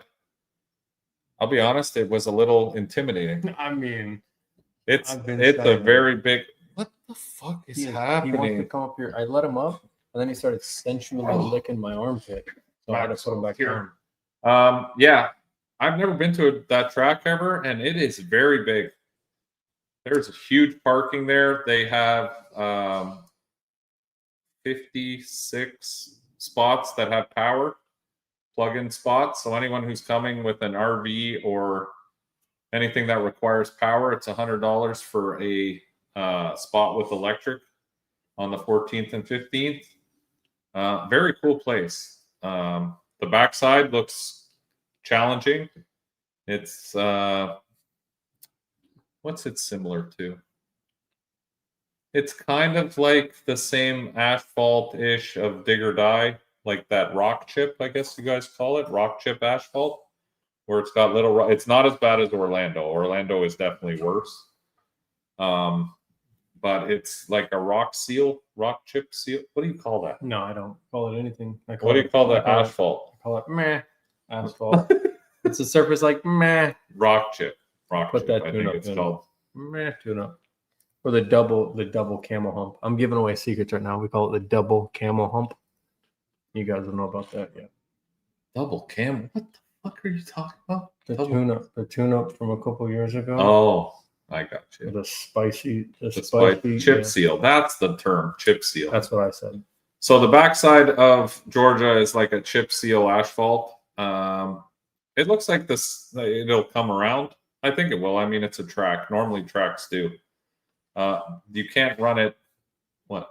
Like the backside of tracks, I'm saying. Outside of Orlando, most of them come around. Okay, I can't have this guy licking my arm. It's weird. I said he was going to do that. Yeah, it looks like it's going to be an interesting race.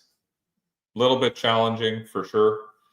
But they have so much runoff that the backside race is almost like another drag strip. Like you can go as fast as you want and you have so much shutdown that there's no way. Make a phone call after. Yeah, you can slow it right down. Yeah. You could probably make a sandwich before you get to the end to turn around. Adjust your tune up for the next round.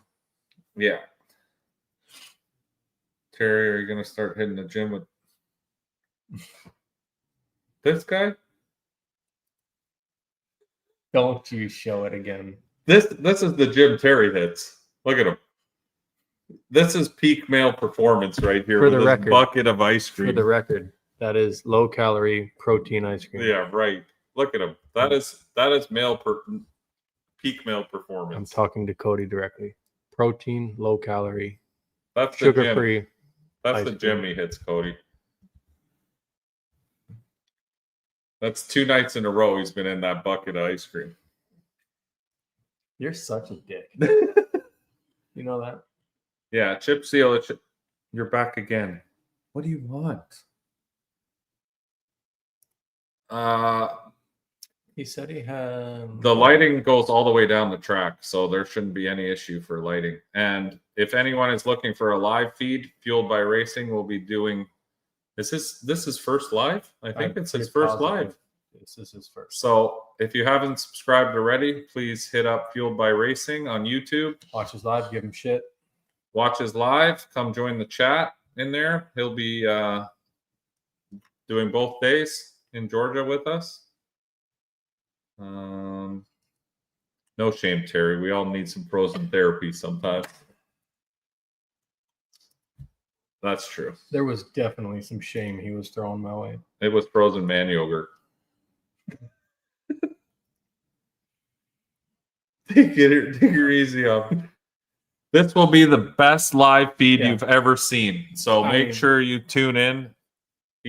I'm pretty sure he's paying you guys to watch. So just log in, subscribe, hit the thumbs up. Yeah. And then he sends you $1. It is November 14th and 15th. Let's see. We can throw some banners up. Banners. Boom. And then it cuts off the date. November 14th and 15th. Here's the classes, all the information. Backside will be on the 14th in the evening, and then the 15th, we're hitting it from the front. First, we're hitting it from the back, and then we're hitting it from the front. We got to wrap this up. It's getting out of control.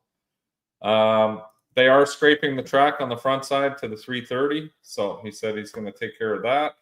And then Thanksgiving weekend, back at it again with our boy Javier. Fucking Limpy. You almost said it. Yeah, Limpy screws me up all the time. Javier. Boom. November 29th. OSW, backside of Orlando, one of the, if not the most challenging backsides in the country. The worst asphalt I've ever raced on personally. It will, if you buy a new set of tires by the end of that race, you might as well throw them right in the trash because it's rough. But I'm excited for both. Yeah. And then what else did we have? What's this picture of? Be careful. Oh, that was SGMP. The north gate will be where you come in for SGMP, but we'll do a live before then to go through the whole deal there. But I'm excited. That place is huge. Like I said, so much parking, so much room for spectators to come watch. It's a legit track. Like, I'm very intimidated. yeah, For sure. we're used to normally like backwoods, small 8-mile deals. This is like, felt like I walked into the big leagues. You go up in the tower, they got all kinds of stuff going on, like 8-9 people up there working. It's very professional. So we're a little intimidated, but we're still going to have a banger of an event. Yep. And just have an awesome time. I'm looking forward to it. First time ever there. So it was cool to go there and meet Raul, the owner, and all that. Yeah, I know Billy was asking about it. Looking for somewhere to go. This is the first time I ever heard Mike say It's asphalt weird. instead of asphalt. Asphalt. We say asphalt. You say Oh. asphalt. How do you say it? Asphalt. Like your an ass? Yeah, asphalt. Or an asphalt? You say Asphalt. asphalt. Yeah. Isn't We it just say it spelled different. asphalt? Not here. That's how it's spelled here. Oh. ASPHALT. Asphalt. You know what? Everyone says I have a. I just ignore it and laugh at you on the inside. I don't let it out like that guy did. Another no prep race in Florida on November 22nd. Few heading down from Ohio for this race and your Orlando race. Yeah, there is one at Immokalee. That's not one we're doing. I think the track's hosting their own there with conjunction of a couple of local guys. But we're doing Georgia and Orlando. And hey, if Immokalee's open in 2026, we'll definitely be in discussions with them to do something cool. I love Immokalee. It's one of my favorite tracks. So we've always been It's nice. It's close. big supporters of Immokalee. Mike has a hair lip. Yeah, asphalt. Can't even make Nope. that What are you face. trying to do? Isn't that what that hair lip means? never go full hair lip. Oh, sorry. I spelled it how you pronounce it. You and Trevor are the worst. It's not that we're the worst. Asphalt. In Canada, we learn how to speak English in the proper enunciation. No. And everyone seems to be pissed off at that. It's No. that stupid British heritage or whatever. We're taught in schools how to. Asphalt. If it was asphalt, there'd be two S's, like ass. American. How about that? That trumps everything. Yeah. America. America. No A. America. How about that? Everyone asks me everywhere I go, even in Georgia, goes, "You ain't from around here." No. And I go, "What do you mean?" He goes, "I can tell by the accent. You're from the north." I said, "Yeah. Yeah. We're working on it." Like I said, I'm waiting. There's a few things we're waiting on. Stop it. I shouldn't say that. Yeah, there's another no prep on the 22nd same, at yeah. Leadfoot City as well for people who are up by Brooksfield. There's a few this month. A lot this month. Yeah, and then there's the truck event next weekend, which Yep. we're attending. I wish I had the flyer for that.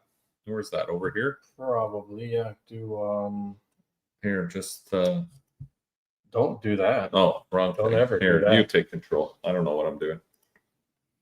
How do you spell it? PAQ? No. Just type in truck event.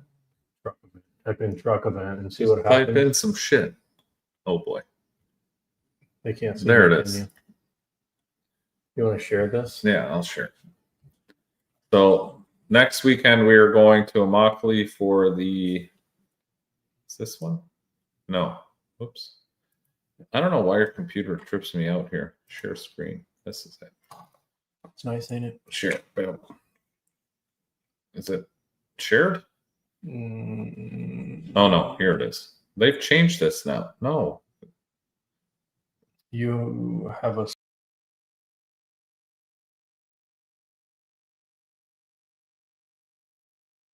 thing. Can you guys hear us when I remove? I think they can. Maybe. Anyway, we're going to the truck event next week.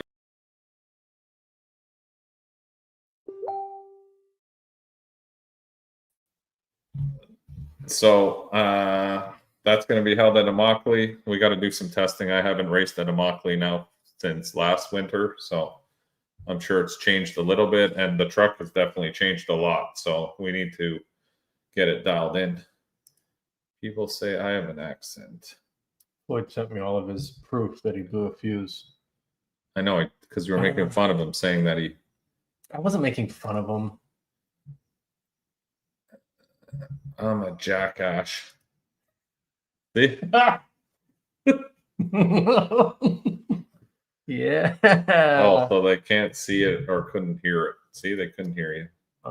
I think it's because of the layout you got. No sound when you do that. I think it's. Anyway, it doesn't matter. No, we can't hear you when you put the flyer up. I thought so. I think when you put stuff up. Oh yeah, we're gonna have that. I'm gonna feed it to Mike Buis. We're gonna kill that duck. Every time he says this. As long as Terry's not flagging it, we'll be Listen. fine. I'm gonna get Limpy to flag it so we have a professional. I am a professional. You're horrible. You know how many races I've flagged? I told you Hundreds. at that race that when you felt the buzzing in your pocket would be me pressing the button to hit the light, and you didn't. I didn't hit the you light were late. when he wanted. And You were he late. jumped 3 times. 17 times. You were late 3 times. Every time he jumped. Bring him in first, bring him in second, bring him in all by himself. It didn't matter. Oh yeah, it's duck hunting season, Terry. I hope Mike's still watching. He's gonna not. be mad. He's not. Don't worry. If we race the duck, there'll definitely be a YouTube video, and I still want that trophy from. You're not getting the trophy. street. You lost the trophy. Fair and Trophy. square. I want the trophy.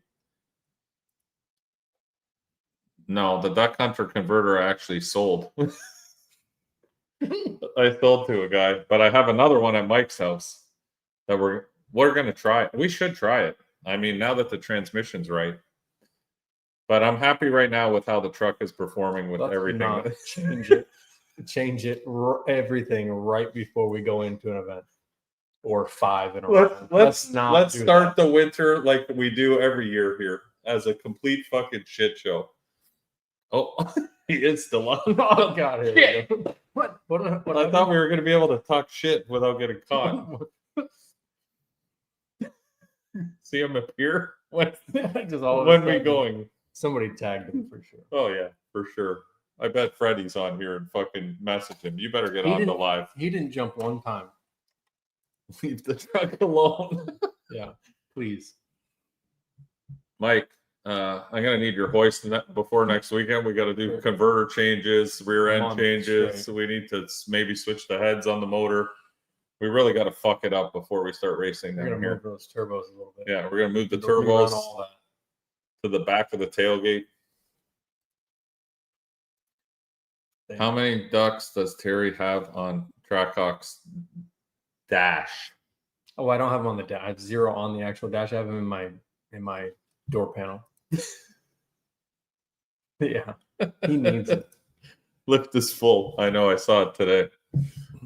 He's got a nice little big tire S10 on there. Stop it. He does. US 10 guys.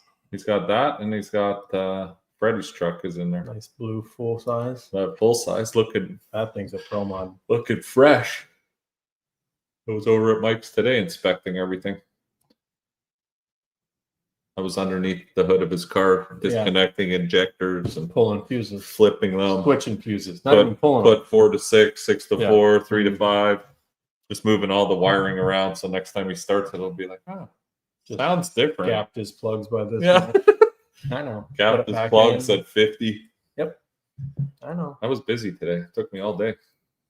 Speaking of today, Here we go. He's been waiting to cry about I've had the worst fucking day ever today. First day in Florida. my retirement started off rough. My vacation. I go pick up my RV. I'll tell these guys this story and then we're going to walk out. 76-foot RV. No. 2 stories. I go to pick up my No burnt training fluid. We're done with that. Knock on wood. I go to pick up my RV, my house down here today. I get to the storage place. First of all, someone has literally ripped the box that you type the code into off the pedestal. It's gone. So there's just wires hanging out. So I'm like, huh. And it's a gated RV storage place. So there's no way to get in there unless you type in the code. So I go on my phone to the app that's supposed to thing. And I recently cleared out my phone and it deleted all the information. So now I have no app to get my RV. I had to call Terry to ask him to screenshot me back the code that I sent him when he was checking on the RV. I go to the exit gate. Sure enough, at least that box is still there. It hasn't been ripped off. So I get in there, finally get to my RV, hook it up to the truck. Oh, I forgot to tell you this too.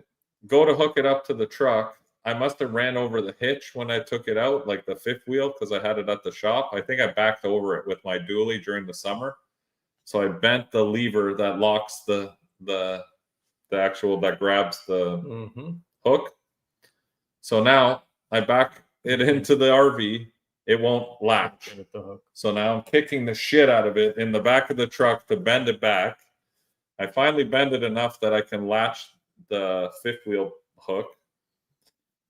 Pull the RV to the RV place where I stay down here in the winter. Right on the water. No, there's no water. Backs up to the water. Backs up to Boat swamp. access. Right to the Gulf. Shut up. Gulf access. Back my RV in. Unhook it all. Put the legs down. Get it all level. Go to put the slide out. Hits the fucking power box.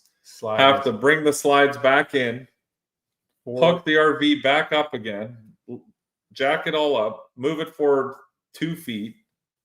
Start putting the slides out again. The front passenger slide of my living room, the cable slips, rips the fucking thing off the wall that controls the slide. So now the RV only has half the slide out, like the one side of the living room slid out. I'm like, okay, I'm just having a fucking day at this point. Go turn the water on in the RV, go to the sink. I guess the dehumidifier had been sitting on the sink the whole time. Yeah. And when it got hot down here, unglued the sink from the countertop. So now the sink's on a fucking 45 like this. I swear to God, today I was like, you know what? I'm just going to burn this fucking thing down and claim insurance. Okay, fine. No problem. Not yet. No pineapples yet. The story's almost over. This is how bad this RV life is. Okay, so now I'm pissed off about this whole ordeal. Now I got to go to Home Depot, get some new silicone adhesive to stick the sink back to the countertop. And I said, okay, I'm going to go to Home Depot, get the adhesive, and then I'm going to go to Publix, get groceries, head back, fill the fridge, and then come here and do this live. Go get all that stuff, come back. I have a battery-powered fucking key lock on the door. I left Maxwell inside, AC running. So no fucking animal people freak out. He's in there, AC's running. I go to unlock the door. The fucking battery pad dies on the door. And the only keys to unlock that door are now hanging on the inside of the RV on my key hook because I took them out of the normal spot where I leave them as a safety, a backup for this whole ordeal. So now I have to go into my truck, find the biggest flat blade screwdriver I can find, break into my own RV, destroy the fucking door. Maxwell's losing his shit on the inside because he thinks somebody's breaking into the RV. He's jumping. It sounds like someone's throwing a bowling ball at the fucking RV door constantly. All I hear is wah, wah, wah, wah, boom. Wah, wah, like he's trying to break the door down from the inside. I'm on the outside trying to pry the lock open. It was just a fucking nightmare. Absolute fucking nightmare today. So now tomorrow I have to fix the door that I fucked up. I have to fix the slide and put all the cables back. I'm going to buy a new RV. Here we go. Now we're talking. Just spend the money. I got them set up in the back room. Terry has a nice guest room for me, but I'll tell you, today was like starting on the wrong. Talk about starting on the wrong foot. Today was starting on the wrong foot. Not only that, I'm sleep deprived. I was driving for 27 hours or some bullshit with all the stops and stuff I had to do. Just feel like, I don't know. Today was not a good day.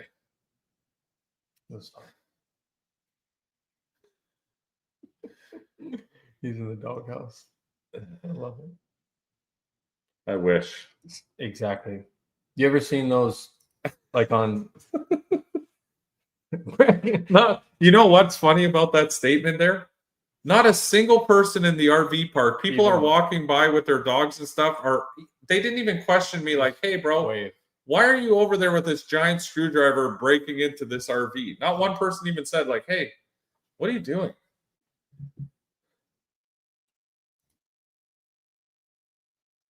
No, I was about to, if Maxwell wasn't inside there, I was about to accidentally have a fire. Off of Mexico.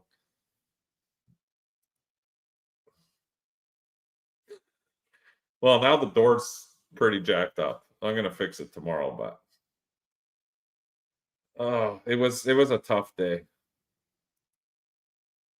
I know. I need a lot of things. Money would be the first thing before I even discuss the rest of it. Welcome to America. America. This is my favorite place. I'll be honest. I would trade anything to stay here and live here. So I gotta write my boy Trump a message. Yeah, I'll email him right now. Please, if you could. See you, brother. We'll see you there. Can't wait. OSW should be awesome. But with that final story, hopefully things are going to be looking up in the next few weeks. Like I said, we're going to be going. We got a busy schedule. So we got a truck event next weekend, Georgia the next weekend, possibly the no prep the next weekend, OSW the following weekend, and then I think Dig or Die is the following weekend. So this is a very busy schedule. Is that the PBR guys? Who? Is this the PBR guys? Yes. He's got the Frankenstein truck. Had his shirt on earlier. I know. Took it off. All the winnings you go from racing this summer, you can relax. Thank you. Here we go. It will probably rain tonight and leak through the probably. You know what? Oh. Yeah. If you see, yeah. What do you call rednecks from Canada? It's still rednecks, right? Yeah. I'm redneck through and through, my friend. If there's a will, there's a way with everything. If I couldn't jack the door with the screwdriver, my next thing was to pop a window out of that bitch. Yeah. I was like, worst case, I break one piece of glass. I'll just have to buy a new piece of glass. Mike's, yeah, for real. Thank you, sir. Terry going to Dig or Die or what? Probably not. Terry's softer than baby shit. Awesome. Hope to have you out there. Sweet. It's going to be a lot of fun. Like I said, it's our first time doing an event there, so I'm hoping people are going to show up so we don't look like complete retards. They're giving us this opportunity to prove that, no prep guys would be down to race at that facility, and I think it's a huge opportunity for this sport to have a place like that that's willing to back us. So hopefully people show up and we put on a good show. I'm excited. Like I said, to me, I'm just happy to have that opportunity. Nicaraguan. How do you do that? I should look into that. It could be rain. That's facts. 100%. On it. Oh yeah, I love it. I love these guys. You know what? Sunday nights are some of my favorite because you guys are awesome. We have a great time with you guys. It's like, I always tell Terry, it always feels like we're just chilling in the shop, talking with all our friends. It's sweet. I'm going to try to. We're going to see how it goes here. We got a lot of racing and a lot of events back to back to back. So stay tuned. We will be Busy. very busy. I'm going to try to do more YouTube videos while I'm down here. I have a little more free time, not a lot, A but little more help. a little more help for sure. Gator does a good job normally filming, so she can help me at least get the material, and then I can spend time editing it. Yeah, Fueled by Racing will be doing the live stream from there. So if you haven't checked him out already, check him out on YouTube, Fueled by Racing. Subscribe to his channel. He does some killer YouTube stuff. His videos are always fire. He helps me with a lot of short promotion clips. Garrett's an awesome dude. He's been with us since day one with a lot of the stuff down here. So please support the guys who support us. And yeah, we will see you guys. Now, let's see if I do this right this time. He's got to find the outro real quick if he's even on here. Probably not even on here. I don't even know. No. That's Scroll down a little bit. That literally says show intro. oh, I can't read. No, this isn't it. I fucked it up again. Fuck. It does this every time. It does it or you do it? I don't know. Anyway, we will see you guys. We will see you guys. What do you want to do? When do you want to, after the truck event, like next weekend? Do we want to talk about that? Because Georgia, we won't be able to do a Sunday show. No, but we're going to do one before that too. Oh, We okay. could do a tour. We could do the truck event and Georgia rules, recap, questions. All right, just stay tuned. I'll post it on my Facebook the next time we're live, and we'll do a Georgia, go through all the stuff for that, and we will talk about our experience at the South Florida Truck Throwdown. And with that, we say adieu. Isn't that what they say?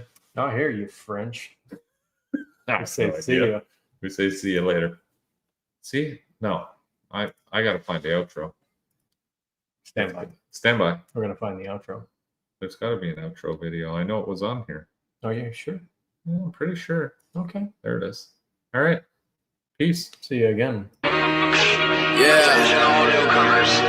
This is not a game. Ain't nothing to it but to do it, you feel me? This is life. Let's get it. We put blood, sweat, and tears into this. So look, I push that weight to get that dough, but I don't break cause I've been broke. If ain't no pain, then ain't no growth. To keep it 100, I came in to run it and bet if I had to, I'd do it again. It ain't no race if I don't win. Yeah, in spite of the odds, I go get it like I'm a boss. If they step to me, we toss. Look how I done lost. And that's what keep me on my toes. Ain't no regular Joe, ain't no hanging the gloves on what's ahead, still ain't enough. Pushing kilos like it's weighted repetition, maximum reload. Look, I'm sick with it, legit right off the jump. 24/7 every month. When I say something, make the bass bump, where there ain't none and it can't come. Can't get no sleep when the competition doing the same. So I shed blood to show my pain. Hustle, hustle, hustle, hard, hustle.